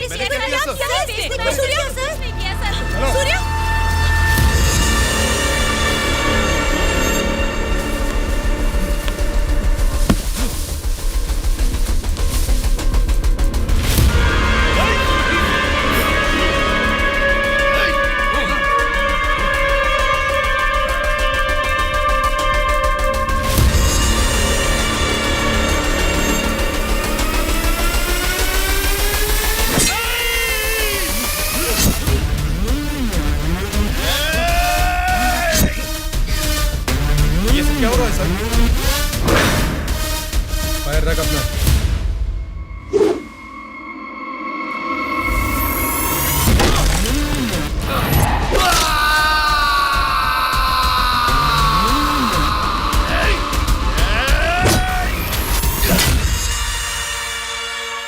पकड़ रहे इसे। सर ये सब क्या हो रहा है सर? हो रहा है नहीं, जो हुआ है वो बता रहा हूं। पकड़ इसे।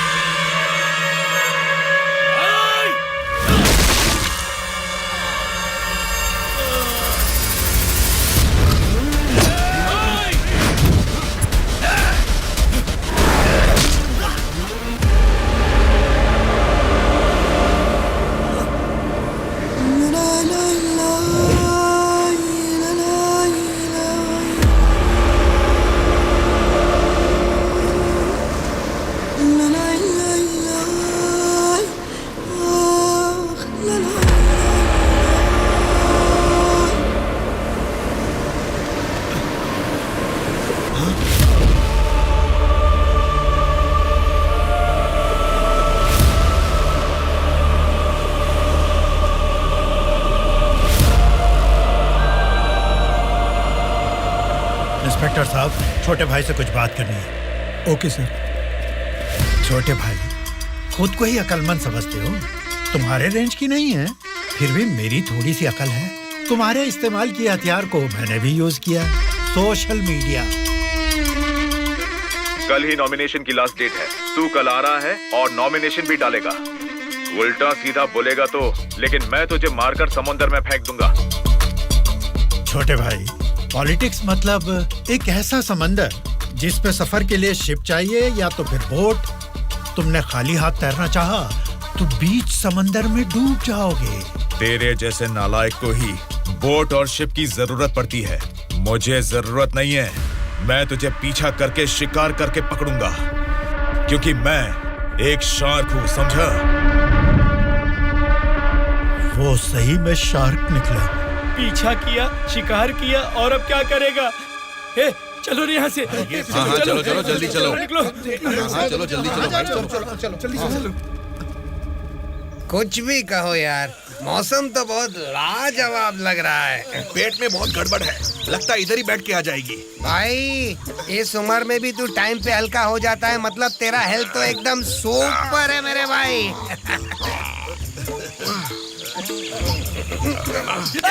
अरे मेरा पेट गड़बड़ चल रहा है यार। मारे मर रहा हूँ, ऊपर से तुम लोग गोली चला रहे हो।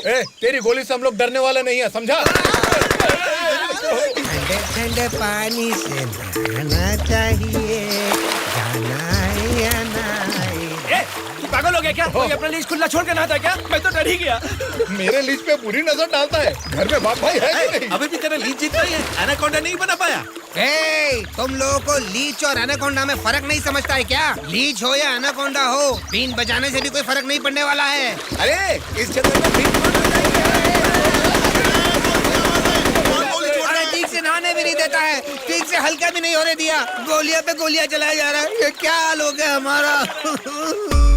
एक नहीं, दो नहीं, पूरे 120 एमएलएस को प्री प्लान तरीके से किडनैप करके ले गया है। मेरी समझ में नहीं आ रहा क्या करूं। ये सब मैंने किया है। ये बात अगर जनता या मीडिया को पता लगी तो इतने साल की मेहनत से बना मेरा पॉलिटिकल करियर बर्बाद हो जाएगा। आप फिक्र मत कीजिए सर, ये हम पर छोड़ दीजिए। किडनैपर से सारे एमएलएस को कैसे सुरक्षित लाना है ये मुझ पर छोड़ दीजिए। किरण सर, ध्रुवा कहाँ है पता करो और तुरंत मेरे ऑफिस में आने के लिए कहो, तुरंत। Okay sir. मैं चलता हूँ सर।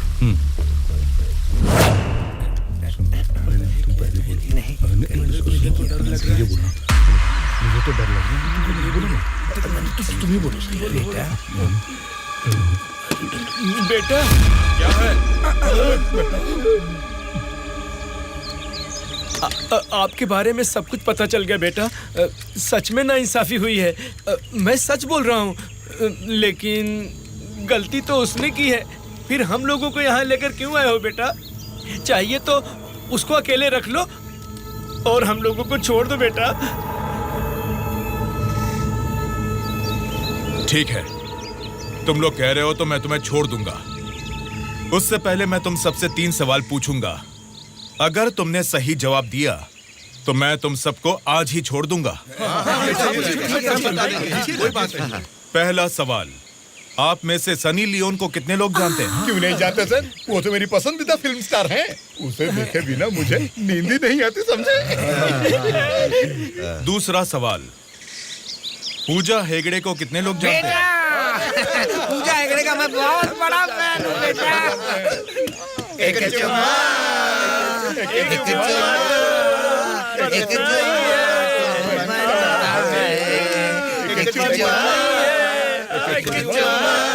बेटा एक दूसरा गाना सुनाता हूँ, सुनो तुम।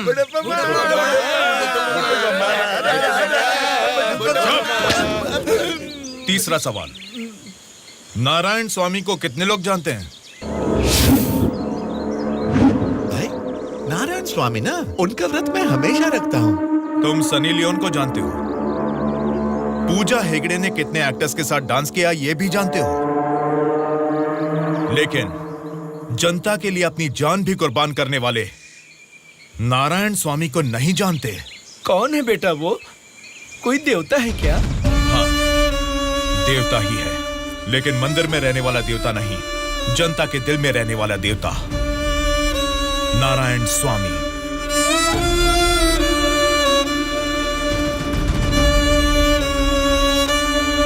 नमस्कार सर।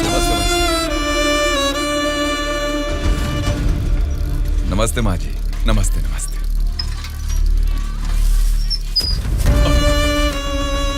ये क्या किया बहन जी? क्या देख के पता नहीं चल रहा? कचरा है। हाँ वो तो पता चल रहा है, लेकिन कचरे की सही जगह तो कूड़ेदान होती है ना। तो आपने ये कचरा कूड़ेदान में डालने की बजाय यहाँ सड़क पर क्यों फेंक दिया? हमेशा कूड़ेदान में ही डालती हूँ, आज ही जस्ट मिस हो गया। वो अच्छा, अंग्रेजी बोलना जानती हो, लेकिन ये नहीं जानती कि कचरे को कूड़ेदान में डालना चाहिए। ये सब करने से ही बीमारियां फैल रही हैं और इंसान बीमार होते जा रहे हैं। जरा उधर देखिए, कूड़ेदान में पूरा कचरा भरा हुआ है। उसे निकालने वाला म्युनिसिपैलिटी से कोई भी दिखाई नहीं दे रहा। 1 हफ्ते से बोल रहे हैं कि आएंगे, लेकिन अभी तक कोई नहीं आया। और तुम कह रहे हो कि मेरे कचरा फेंकने से बीमारी आ जाएगी? हाँ?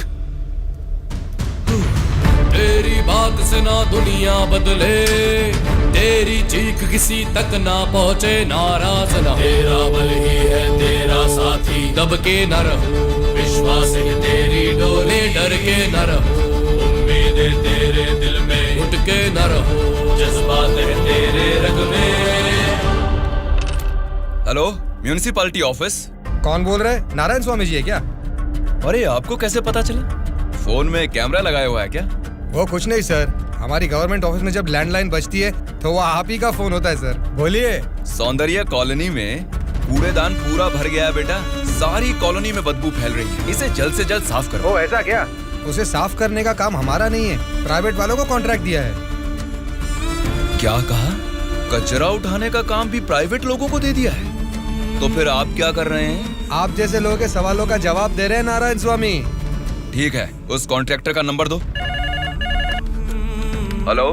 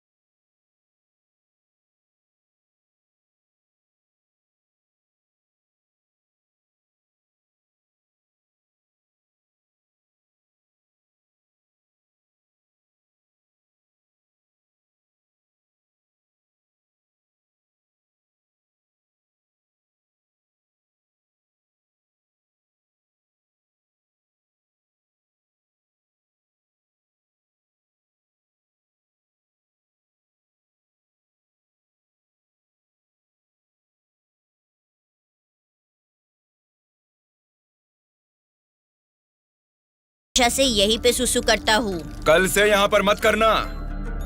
सिर्फ कल ही नहीं करूँगा, परसों भी और आगे भी यहीं पे करता रहूँगा।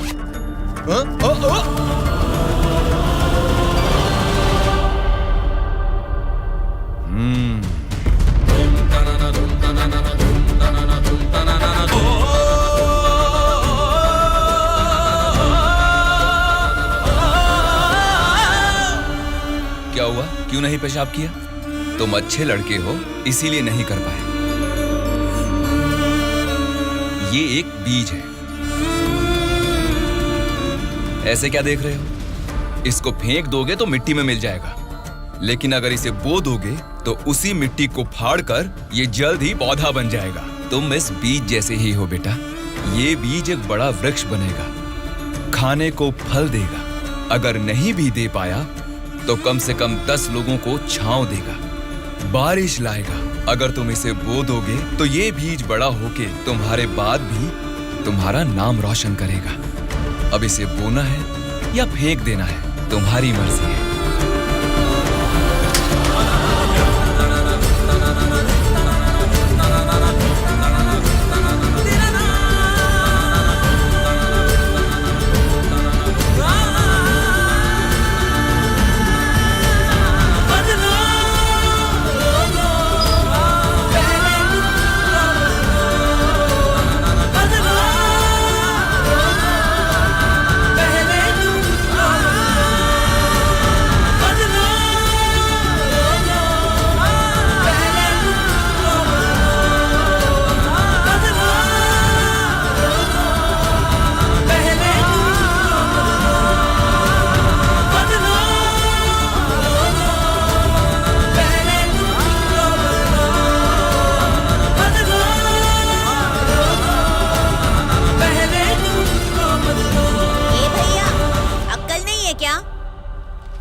यहाँ इतनी सफाई है, यहाँ सुसु क्यों कर रहा है? वहाँ पब्लिक टॉयलेट है, उधर जाके सुसु करना। अरे वहाँ जाके हल्का होने का 2 रुपए लेते रे, पीने का पानी 1 रुपए रे, और हल्का होने के लिए 2 रुपए कहाँ से लाऊं मैं? चलो जाओ यहाँ से। जा रहा हूँ मैं।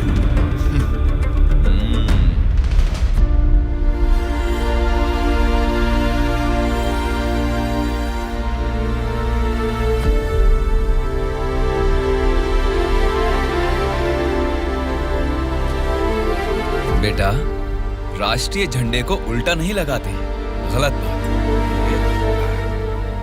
राष्ट्रीय झंडे को ऐसे लगाते हैं, ऊपर केसरी, नीचे हरा। चलो झंडा फहराओ। क्या सोच रहे हो? तुम्हारा बोया हुआ बीज ही नहीं, मेरा बोया हुआ बीज भी बढ़ने लगा है, जल्द ही पेड़ बन जाएगा। चलो फहराओ।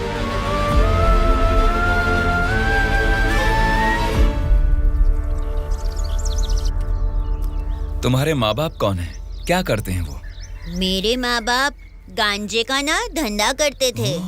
पुलिस की पिटाई की वजह से मेरे पापा नहीं रहे और मेरी माँ जेल में है। तो मतलब तुम पढ़ते नहीं हो क्या? पहले पढ़ता था, मेरी माँ ने पढ़ाई बंद करवा के बोला कि गांजे के धंधे में लग जाओ, इसलिए उन्होंने मुझे स्कूल से भी निकलवा दिया। अब मैं स्कूल जाके नहीं पढ़ सकता। मैं पढ़ाऊंगा तो पढ़ोगी? हाँ पढ़ूंगा।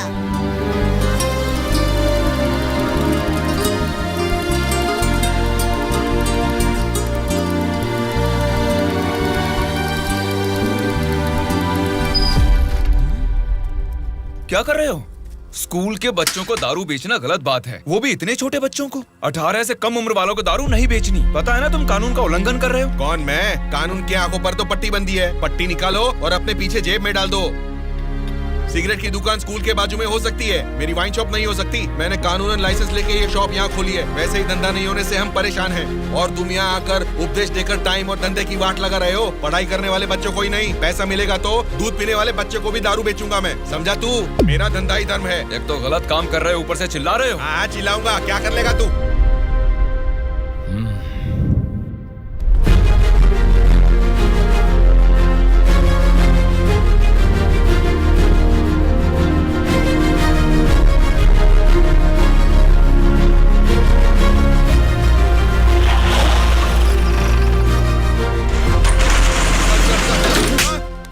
इंस्पेक्टर साहब, आप इस पर इस तरह हाथ नहीं उठा सकते। इसको कल आपको कोर्ट में हाजिर करना चाहिए। उसकी दारू की दुकान बंद करा के आपने हमारे लिए अच्छा काम किया है साहब। सच में आप जैसे लोग नेता बनेंगे तो हमारे लिए बहुत अच्छा काम करेंगे साहब।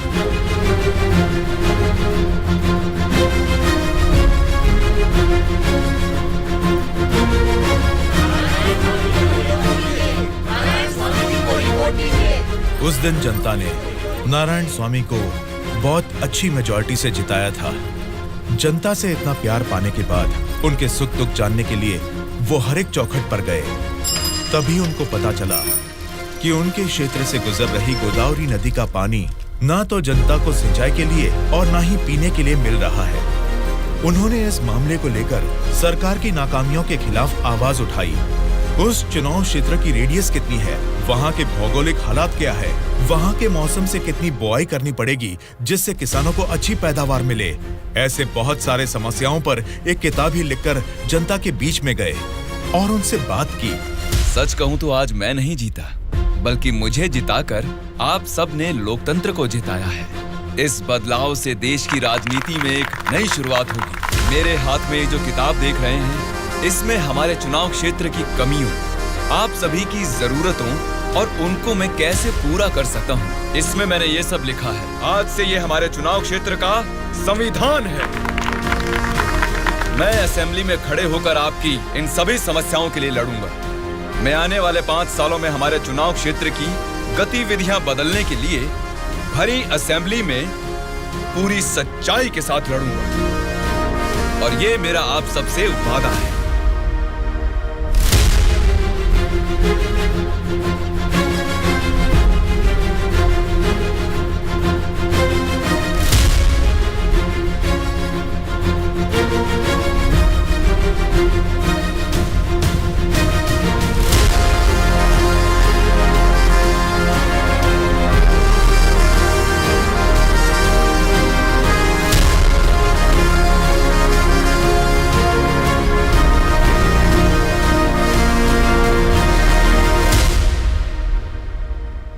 स्पीकर महोदय, ये हमारे चुनाव क्षेत्र की समस्याओं की किताब है।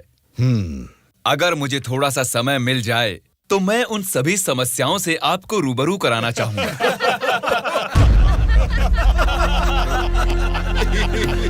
अरे आप लोग हंस क्यों रहे हैं? मैंने कोई कॉमेडी की है क्या? नहीं ना, हंसना बंद कीजिए।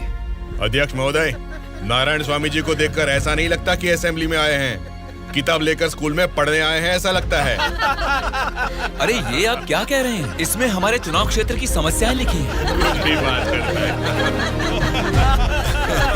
Silence, silence. स्पीकर महोदय ने साइलेंस बोला, फिर भी हंस रहे हैं। चुप हो जाइए। ये क्या स्पीकर महोदय, ये तो आपकी भी नहीं सुन रहे। The house is adjourned. Tomorrow at 8 AM. चलो यार, चलो।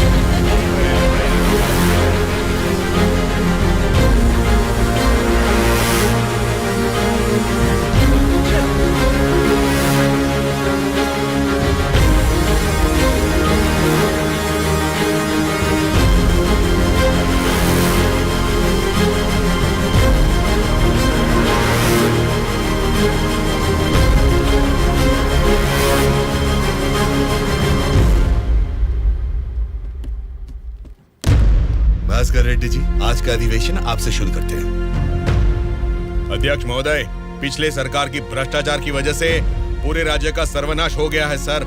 क्यों सर्वनाश हुआ है उसकी वजह बता रहा हूँ अध्यक्ष महोदय। प्रचार तो राम राज्य का हो रहा था, लेकिन राज्य में राक्षस राज्य हो गया है अध्यक्ष महोदय, इसलिए इस तरह बात करनी पड़ रही है। ये क्या बोल रहे हो तुम? हमारी सरकार को राक्षस की सरकार बोल रहे हो? मुंह पे जुबान है तो क्या कुछ भी बोलोगे भास्कर रेड्डी? आगे के 5 साल तुम सत्ता में कैसे रहोगे ये मैं भी देखूंगा। तुम क्या देखोगे? मुंह बंद करके बैठो, नहीं तो बैठ जाएंगे। क्या कर लोगे तुम? मैं क्या करूंगा? हमारी मेजोरिटी कितनी है पता है ना? 100 लोग हैं। अगर हम चाहेंगे तो तुम में से एक भी असेंबली को छोड़कर नहीं जा सकता। हाँ, कुरुक्षेत्र में कौरव भी 100 ही थे, याद है ना? लेकिन अंत में क्या हश्र हुआ उनका? हमने भी हाथ में चूड़ियां नहीं पहन रखी। बहुत बोल चुके हो तुम, अब बैठ जाओ। तुम कौन होते हो हमें बिठाने वाले? तेरे सामने ही बोल रहा हूँ, अगर हमें गुस्सा आ गया ना तो असेंबली छोड़ के कोई भी बाहर नहीं जा पाएगा, कह रहा हूँ।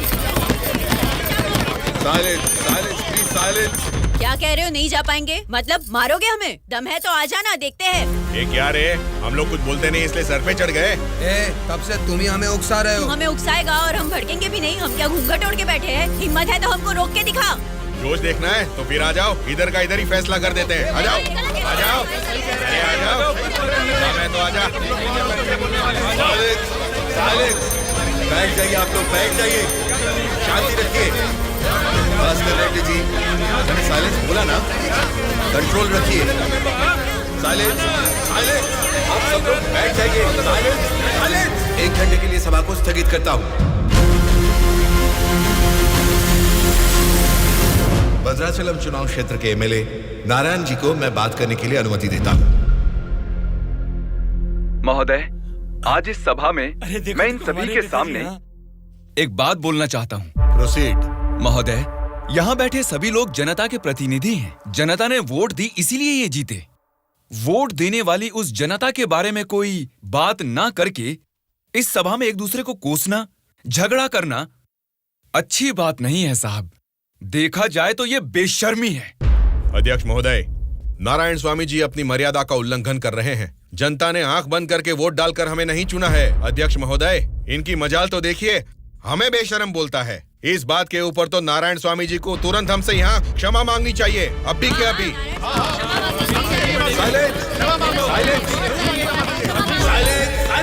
भास्कर रेड्डी जी, अरे मैंने तो लोकतंत्र की बेशर्मी बोला था, आपको बेशरम नहीं बोला। देखिए, क्षमाओं और झगड़े से सभा के समय को बर्बाद करने की बजाय हमें मिलकर जनता की जरूरतों और समस्याओं के बारे में बात करनी चाहिए। मतलब हम यहाँ झगड़ा करने आए हैं क्या? हमारे मुख्यमंत्री और हमें जनता का पालन कैसे करना है तुम बताओगे? अध्यक्ष महोदय, यहाँ पर आए सारे नेताओं से नारायण स्वामी जी को क्षमा अभी के अभी मांगनी ही होगी।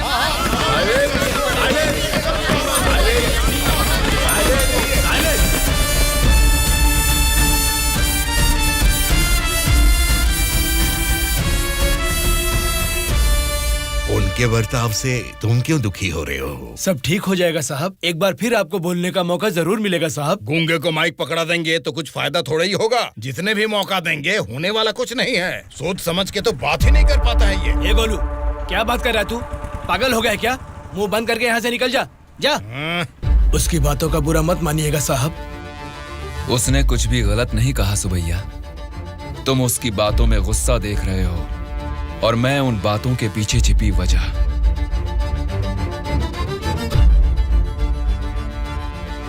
महोदय, हमारे चुनाव क्षेत्र में सारे संसाधन हैं, लेकिन उन्हें कैसे इस्तेमाल करना है हमारे लोग ये ना जानने की वजह से पीछे रह गए हैं।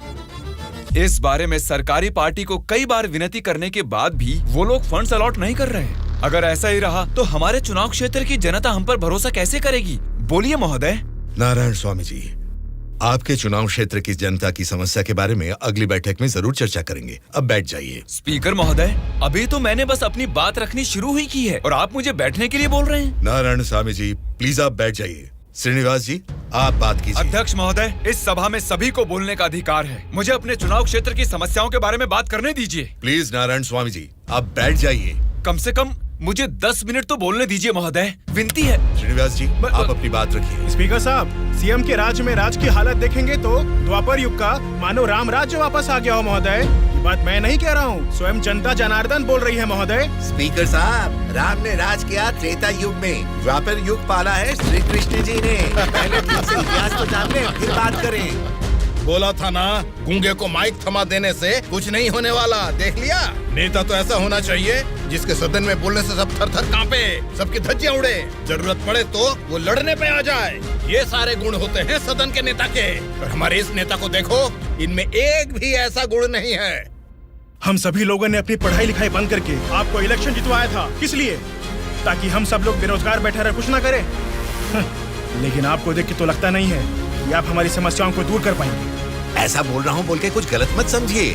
असेंबली में गला फाड़ के चिल्ला के बात करने वाले को ही नेता बोलते हैं। एक जुझारू नेता ही हमारी समस्या को सुलझा सकते हैं। एक सलाह देता हूँ, एमएलए पद से ना आज ही इस्तीफा दे दो।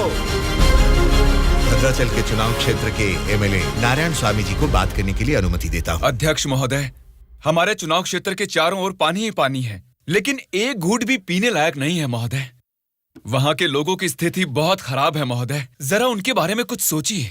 और सिर्फ एक यही समस्या नहीं है साहब, शिक्षा, चिकित्सा, रोड, मैं तो कहता हूँ पूरा क्षेत्र समस्याओं ही समस्याओं से भरा है महोदय। इसीलिए मेरी आपसे विनती है कि अध्यक्ष महोदय, नारायण स्वामी जी के चुनाव क्षेत्र में सिर्फ और सिर्फ जनता को ही सारी समस्याएं हो रही है, लेकिन इनके राज्य में सरकार बनाने वाली पार्टी के गुंडों की वजह से वहाँ के जनता की जान जा रही है। अध्यक्ष महोदय,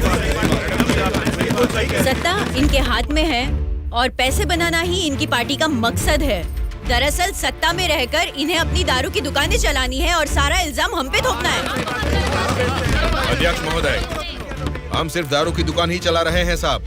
ये विपक्ष के लोग जब सत्ता में थे तब सीधा ब्रोथेल हाउस ही चला रहे थे। हाँ साहब, ये सही कह रहा हूँ मैं। जरा उनको देखिए, बोलते कुछ है, करते कुछ और है। देखिए साहब, ये कैसी बातें कर रहा है, कितना गिरा हुआ आदमी है ये अध्यक्ष महोदय। Silence, silence. मैंने क्या गलत कह दिया अध्यक्ष महोदय? ये रमा देवी कौन है, क्या चरित्र है इनका? एक जमाने में रेड लाइट एरिया में उन्होंने क्या गुल खिलाए हैं सब जानते हैं।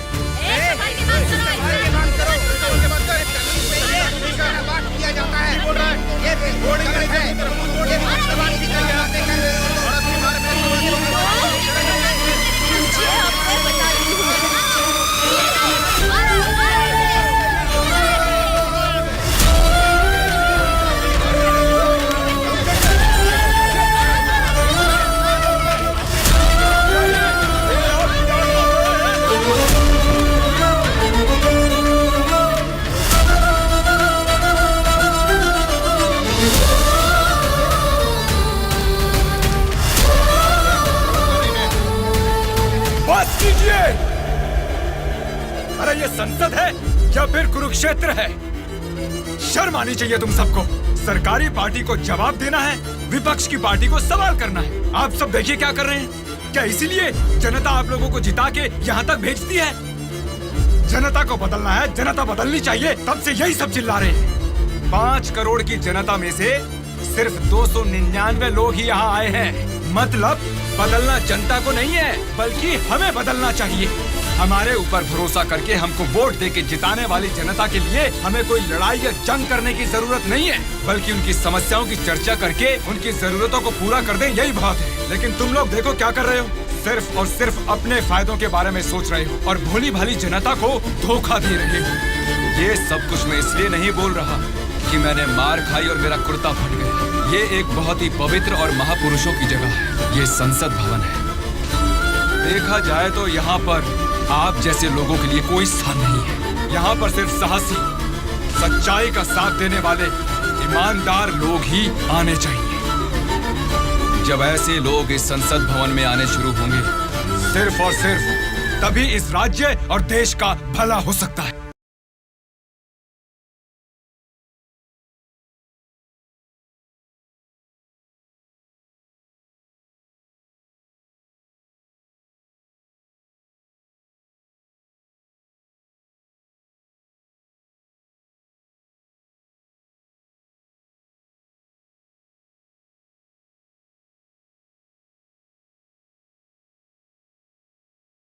उदास क्यों हो आप?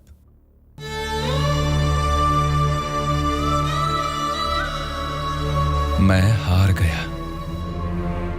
जनता से वादा करके उसे ना निभाने वाला नालायक बन गया मैं। क्या हो गया अंकल, आप ऐसे क्यों बात कर रहे हैं? सत्ता में आते ही हम कुछ भी कर सकते हैं सोचने वाले नेताओं को बदलना होगा। जब तक ऐसा नहीं होगा, हमारा यह समाज कभी नहीं बदलेगा। ऐसा है तो मैं उनको बदलूंगा अंकल। क्या कहा? तुम बदलोगे? हाँ अंकल, मैं बदलूंगा। तो ठीक है, चलो मुझसे ये वादा करो। मैं वादा करता हूँ अंकल, उन सब को मैं सच में बदल दूंगा।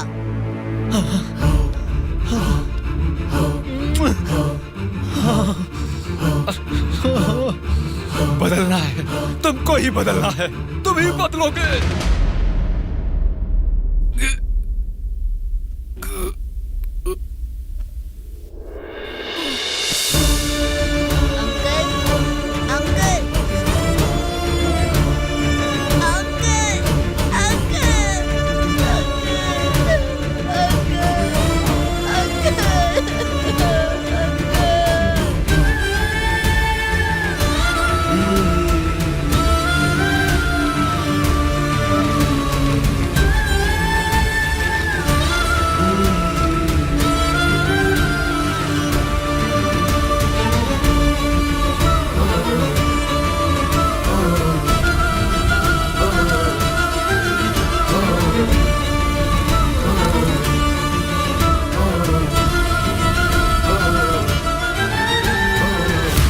पिताजी के साथ किसी ने क्या किया उससे हमारा क्या लेना देना? हम लोग जनता की सेवा करने वाले हैं। हमें यहाँ बुलाकर तकलीफ देना ठीक बात नहीं है। जनता की सेवा? क्या जनता की सेवा करते हैं आप लोग? एक एक करके बताइए। हर महीने बुजुर्गों को राशन मिल रहा है, और यही नहीं, अपाहिजों को हर महीने पेंशन दिया जा रहा है, बेरोजगारों को बेरोजगारी भत्ता दिया जा रहा है। इतने अच्छे काम कर रहे हैं, ये सब सेवा नहीं है क्या? जनता की सेवा करने का मतलब टाइम पर राशन का चावल और दाल देना है क्या? नहीं ना। 20 साल के लड़के को बेरोजगारी भत्ता क्यों देना? वो मेहनत नहीं करेगा क्या? 2 एकड़ जमीन वाले किसान को राशन क्यों देना? वो फसल उगा नहीं सकता क्या? आप लोगों की मेहनत करने की काबिलियत को मारकर उनकी पैदावार करने की क्षमता को बुरी तरह कुचल रहे हैं। जिस दिन आप लोग जनता को मुफ्त की चीजें देने के बजाय उनको ये बताएंगे कि मेहनत करना ही बेहतर है, उसी दिन आप लोग जनता की सच्ची सेवा कर पाएंगे सर। मतलब हम पर बिना यकीन के जनता हमको जिता रही है। आपका नाम मारुति राव है ना? हाँ हाँ। आपका चुनाव क्षेत्र रामापुरम है ना? सही कहा, रामापुरम ही है। आपके रामापुरम के बारे में आप क्या जानते हैं, थोड़ा बताएंगे सर? क्या रखा है रामापुरम में? 4 वार्ड है, 6 सरकारी अस्पताल है और 20 प्राइवेट अस्पताल है। उसके बाद 12 सिनेमा घर और 130 वाइन शॉप है। इसके अलावा अलग अलग क्षेत्र के लोग हैं, अलग अलग जात के लोग हैं और अलग अलग धर्म के लोग हैं। बाकी ओसी कास्ट तो सब कुछ मिला जुला के 1 लाख। इनके अलावा BC SC ST ये सब मिला के 2 लाख वोटर हैं। उतना ही नहीं, फिल्म डायरेक्टर सुकुमार जी और हीरोइन अंजलि जी दोनों यही पैदा हुए थे। कुंडली निकालोगे क्या? Nice information sir. उसी रामापुरम में जहाँ हजारों किसान रहते थे, अब कुछ गिनती के ही क्यों रह गए हैं सर? मुझे नहीं मालूम, किसानों के बारे में हम इतना कुछ नहीं जानते। तुम बोलो, तुम्हें मालूम है तो? रामापुरम की पूरी वोटरों की गिनती है 4,80,000। उनमें पुरुष है 2,50,000, स्त्रियां हैं 2,28,000, बाकी लोग हैं 3rd जेंडर। वहाँ बारिश और पानी की सुविधा ज्यादा होने के कारण धान और गन्ना जैसे फसलों के लिए वो जमीन अनुकूल है। अब हम प्रॉब्लम की बात करेंगे। रामापुरम मेन सेंटर में एक बड़ी डंपिंग यार्ड है, और वहाँ के रोड्स के बारे में हम आपको जितना कम बताएं उतना ही अच्छा है। ये सरकारी पार्टी की MLA है, आपकी पूछताछ सही है, लेकिन हम तो विपक्ष के हैं ना, हमें इनके साथ क्यों उठा के लाए? एक विपक्षी पार्टी होने के नाते आपको गवर्नमेंट का सपोर्ट नहीं है, लेकिन आवाज उठाने के लिए असेंबली तो है ना। समस्याओं पर वहाँ क्यों नहीं बात करते? जनता ने वोट देकर आपको असेंबली इसलिए भेजा क्योंकि उनको यकीन था कि उनकी कुछ भलाई होगी, लेकिन पेट्रोल के बढ़ते रेट की आपको परवाह नहीं, बढ़ते ब्याज की आप बात ही नहीं करते। किसानों की आत्महत्या आप लोगों के लिए कोई मुद्दा ही नहीं है। बदलना है, अपने सोचने का ढंग बदलना है, हमारे बर्ताव का तरीका बदलना है। हमें बदलने को बोल रहे हो, ठीक है, जनता की क्या बात है? वो नोट लेके वोट नहीं दे रहे क्या हमें? उनको क्या बोलोगे? पैसे लेकर वोट डालना आखिर जनता को सिखाया किसने? आप जैसे नेताओं ने ही ना। वोट पर नोट की आशा रखने वाले ही नहीं हैं, वोट का इंसाफ चाहने वाले लोग भी हैं। आप क्या करते हैं? ऑटो चलाता हूँ। तो फिर ये पोस्टर क्यों चिपकाया है? नारायण के लिए इतना भी नहीं करेंगे तो अच्छा नहीं लगेगा। ऐसा क्यों? नारायण जी से आपको इतना लगाव किस लिए? वो हमारी तकलीफों को समझता है। वो सत्ता में आएगा तो बहुत लोगों को काम मिलेगा, हमारे गांव की तरक्की होगी। इतना भरोसा है? बिल्कुल भरोसा है। अगर उसने वादा कर दिया तो करके ही दिखाएगा। जब हमारे MLA चिनकोटा जी को अरेस्ट किया गया था, मेरे पति ने उनको छुड़ाने के लिए धरने पर पेट्रोल से खुद को जला लिया था। तो चिनकोटा जी ने क्या किया था? वे बोले थे कि सरकार में आते ही बात करके पैसा दिलाएंगे। मिला क्या? उन्होंने जबान दिया था, वादा तो वादा ही होता है ना। आपके दिए गए वादे जनता के सामने सिर्फ कहानियां बनकर रह गई हैं। कम से कम अब तो बदल जाइए। पार्टी बदलने के एजेंडा जैसे नहीं, जनता की तकदीरें बदलने वाले एजेंडा बन जाइए। अगर अब भी आप लोग नहीं सुधरोगे और ऐसा ही करते रहोगे तो यहाँ से कोई भी जिंदा बाहर नहीं जाएगा। सूर्या, इनको समझाने का कोई फायदा नहीं है, ये लोग ऐसे ही रहेंगे। मेरी बात मानो, सबको मार डालो। अरे रुको भाई रुको। ब्रदर, अगर आपको मारना है तो हमें मार दीजिए, लेकिन मरने से पहले हम सब बदलना चाहते हैं। हमको एक चांस तो दीजिए। इतने दिन जनता के पैसे कैसे लूटना है यही सोचते थे, अब एक मौका दे दो हमें। जनता के पैसे को जनता तक लौटाना है यही सोचेंगे। अब उस नारायण स्वामी के सपनों को हम सच करके दिखाएंगे। उसका नाम है सूर्या। ऑलरेडी एक मर्डर केस में वो सजा काट रहा है। सत्ताधारी पार्टी की सपोर्ट से वो जेल से बाहर निकला है। बहुत शातिर है वो। बड़ी होशियारी से वो दोनों पार्टियों के MLA को किडनैप करके लेके गया है। उसका प्लान क्या है, उसने क्यों किडनैप किया है, उसके सिवा और किसी को पता नहीं है। समझ गया सर। वो जहाँ भी हैं, सब MLA को सेफली लाने की जिम्मेदारी मेरी।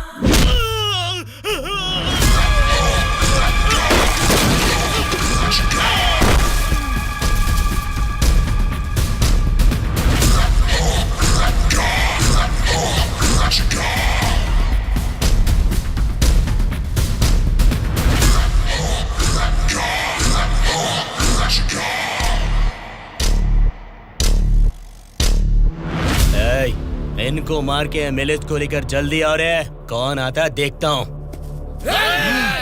रुक जाओ।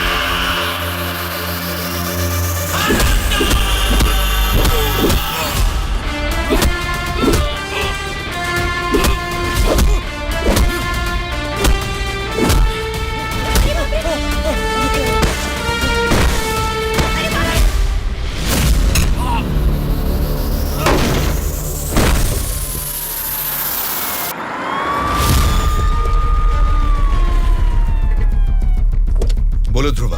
सॉरी सर, लगता है हमारे आने की खबर उनको पहले ही लग गई। What? हाँ सर, जब तक हम पहुंचे वो सब एमएलए को लेकर यहाँ से चला गया। तो अब क्या होगा? आज शक्ति परीक्षण है। आज अगर एमएलए को नहीं ला पाएंगे तो स्टेट में एक बड़ा इशू बन जाएगा। तुम किसी भी कीमत पर उन एमएलए को यहाँ ले आओ। Okay sir, I will try my level best.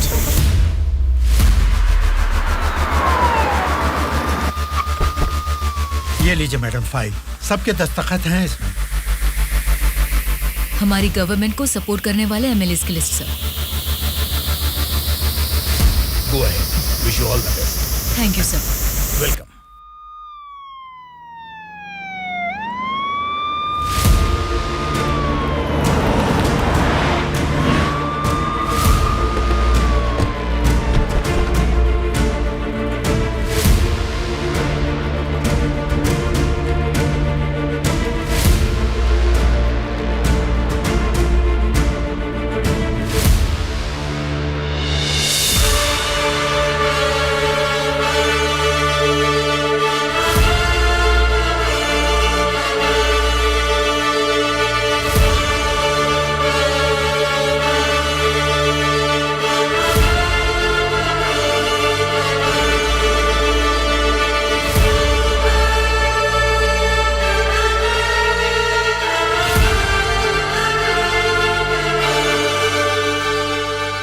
राज्य में पहली बार महिला चीफ मिनिस्टर बनने के लिए congratulations Shyamala Bharati ji. Best wishes. Thank you. एक आदमी के अच्छे काम की वजह से आज हम सभी लोग एक नई सोच के साथ इस असेंबली को देख रहे हैं। ये बात तो हमें मानना ही पड़ेगा। ये सदन पवित्र मंदिर जैसा है। इसकी गरिमा के लिए हमें सभ्य बर्ताव करना ही पड़ेगा। सबसे पहले मैं विपक्ष पार्टी से दरख्वास्त करूंगा कि उनके पास जनता की जो भी समस्याएं हैं उसका जिक्र इस सदन में करें। अध्यक्ष महोदय, असेंबली का सत्र चालू होने का आज पहला दिन है और पहले ही दिन विपक्ष पार्टी के सदस्यों को पहले बोलने का मौका देने के लिए मुख्यमंत्री जी को, स्पीकर साहब को मेरी तरफ से और मेरी पार्टी की तरफ से धन्यवाद देना चाहूंगा। पिछले 2 सालों में कोरोना महामारी ने जनता के जीवन को अस्त व्यस्त बना दिया है। जनता के स्वास्थ्य के बारे में अब समय आ गया है कि हम जाग जाएं। उसके लिए गरीब लोगों को इंसाफ दिलाने के लिए सारे विपक्ष की तरफ से मैं प्रार्थना करता हूं। इस मुद्दे पे मैं राज्य के मुख्यमंत्री श्यामला जी से दरख्वास्त करूंगा कि कुछ बोलें। अध्यक्ष महोदय, सबसे पहले बिना झगड़ा किए ऐसे अच्छे वातावरण में जनता की भलाई के लिए और उनकी उन्नति के लिए एक उपयोगी बिल को इस सभा में प्रस्तुत किया गया है, जिसके लिए विपक्ष पार्टी के नेता राम मोहन राव जी का और उनकी पार्टी का मैं अभिवादन करती हूँ आम जनता को भी बेहतरीन इलाज मिल सके, फिर चाहे वो 10 रुपए का हो या फिर 10 लाख का, उनको मिलना चाहिए। इसी सोच को आगे बढ़ाते हुए आप सबके समक्ष इस फाइल पर मैं सबसे पहले दस्तखत करती हूँ।